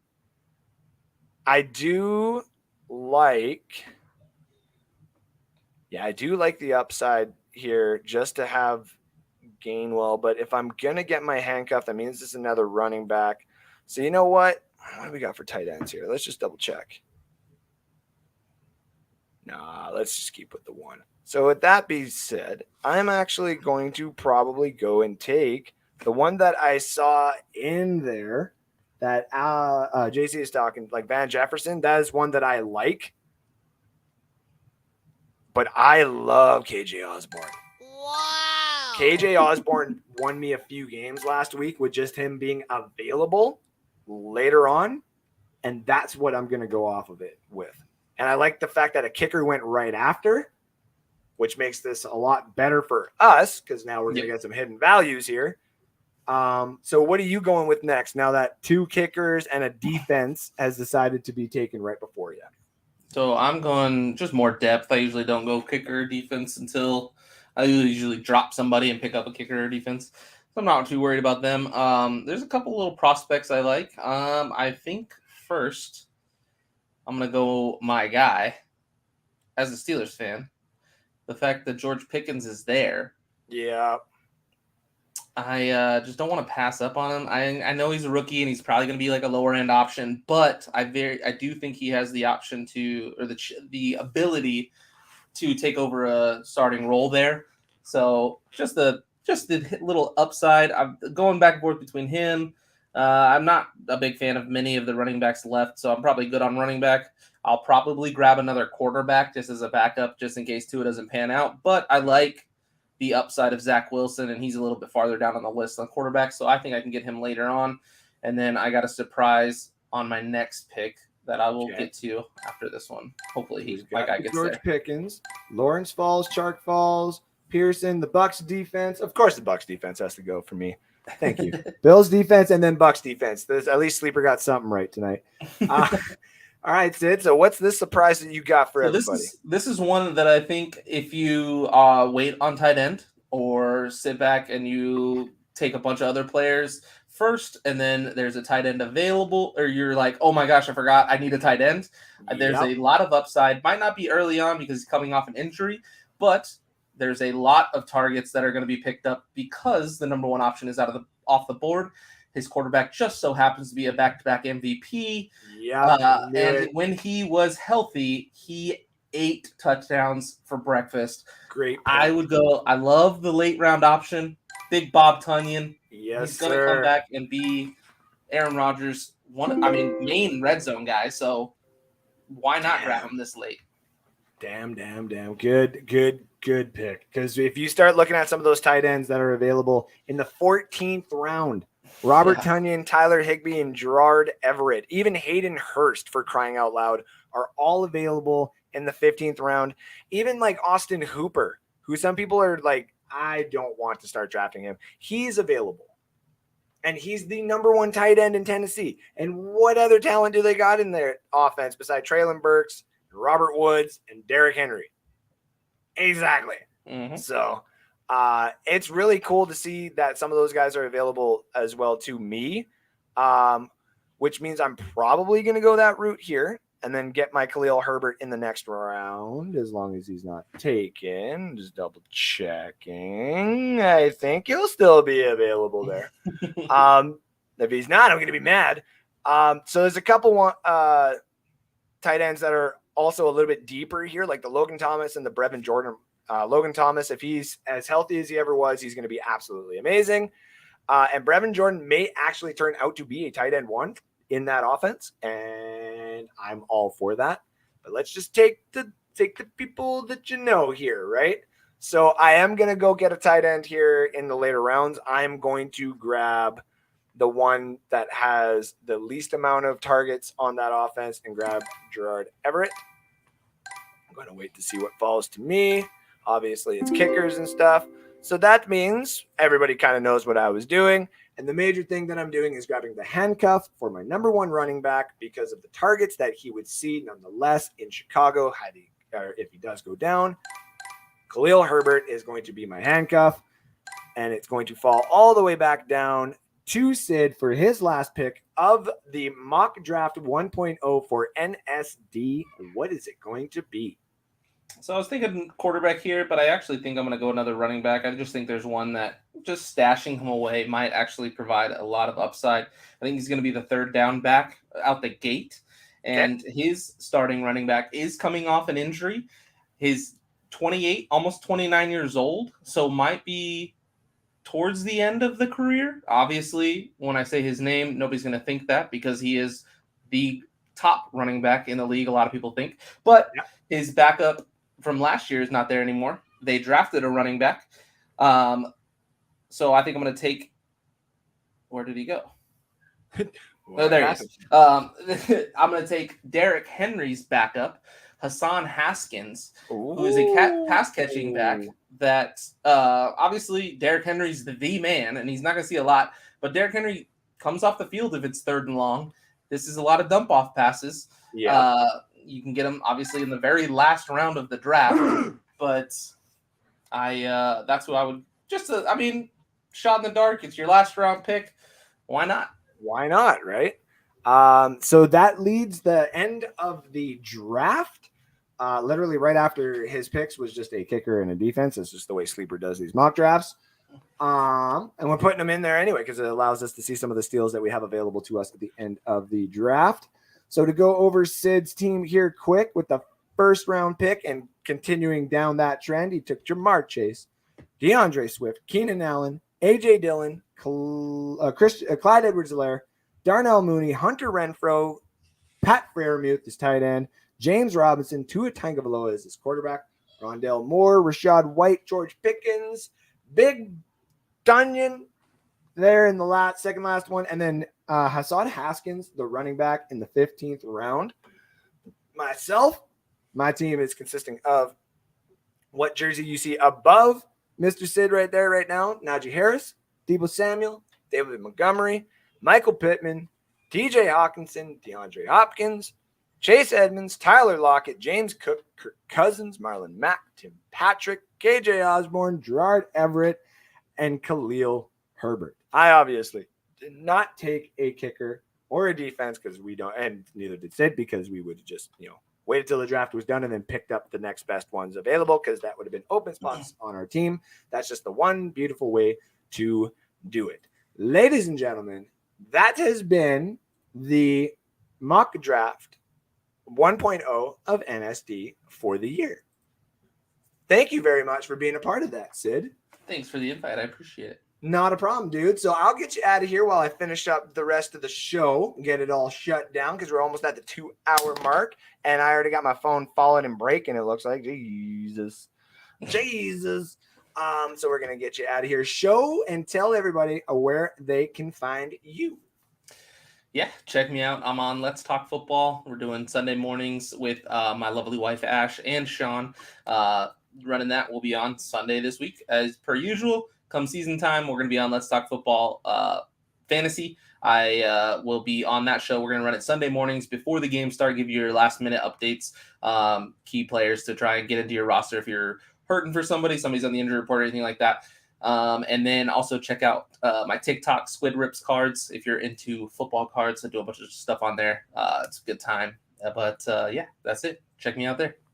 All right, and I'll get his commercial up here right when I get him out of here so everybody can see exactly where to find him and what he does. My friend, it was good to see you, so I will get you out of here with this, and then I will talk to you afterwards. Ladies and gentlemen, Let's Talk Football's very own co-host of the Swintons, Sid Swinton.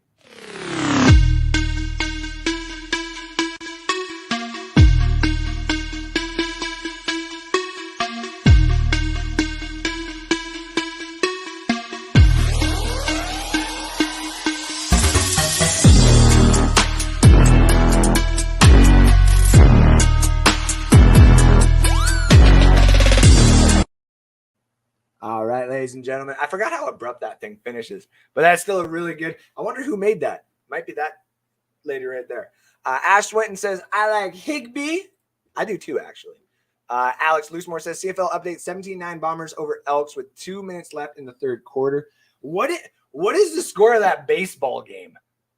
Can anyone give me a quick update on the score of the dead? Like, are the Red Sox dead? What happened? I need to know. I might have to just pop out of here. Anyway, 17-10 after the Rouge on the missed field goal. Oh, I see. Really good draft by both of you. Thank you very much, Alex. And thank you for tuning in, buddy. It was good to see you back here at NSD. And it was good to see all of you here tonight at NSD.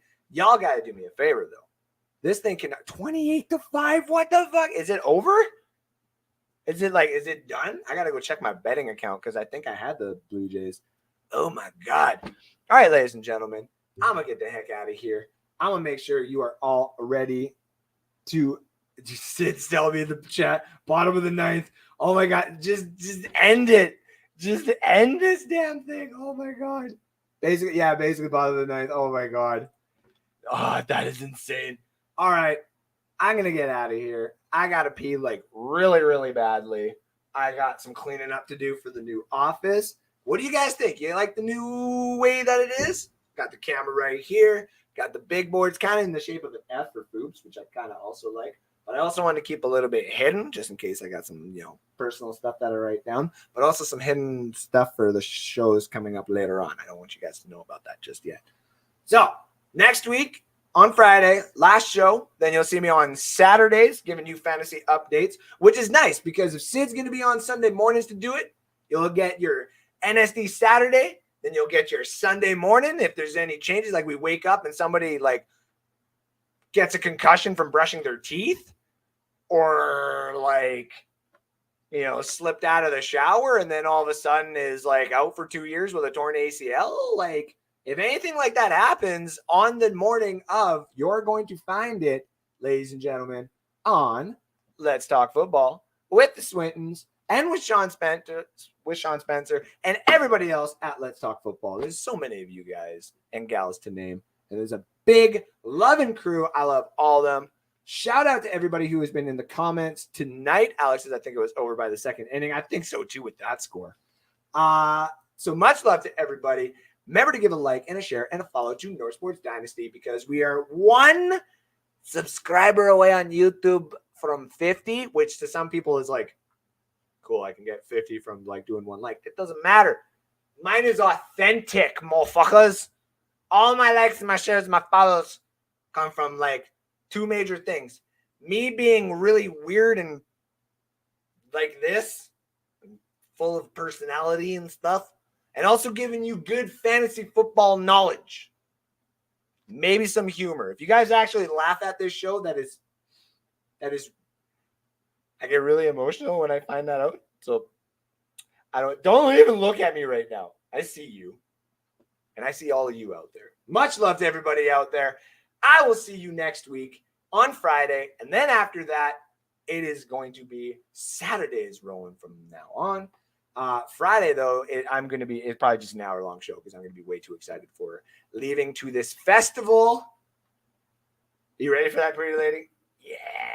No, she's shaking her head. Nope, she's not. Anyways, ladies and gentlemen, much love. Like, share, follow NSD for more, and we will see you next week. Thank you for that. I always like to get the last comments in. I go to end it, and someone always pops in the last comment. So much love to everybody. We'll talk to you next week. See you later. Goodbye.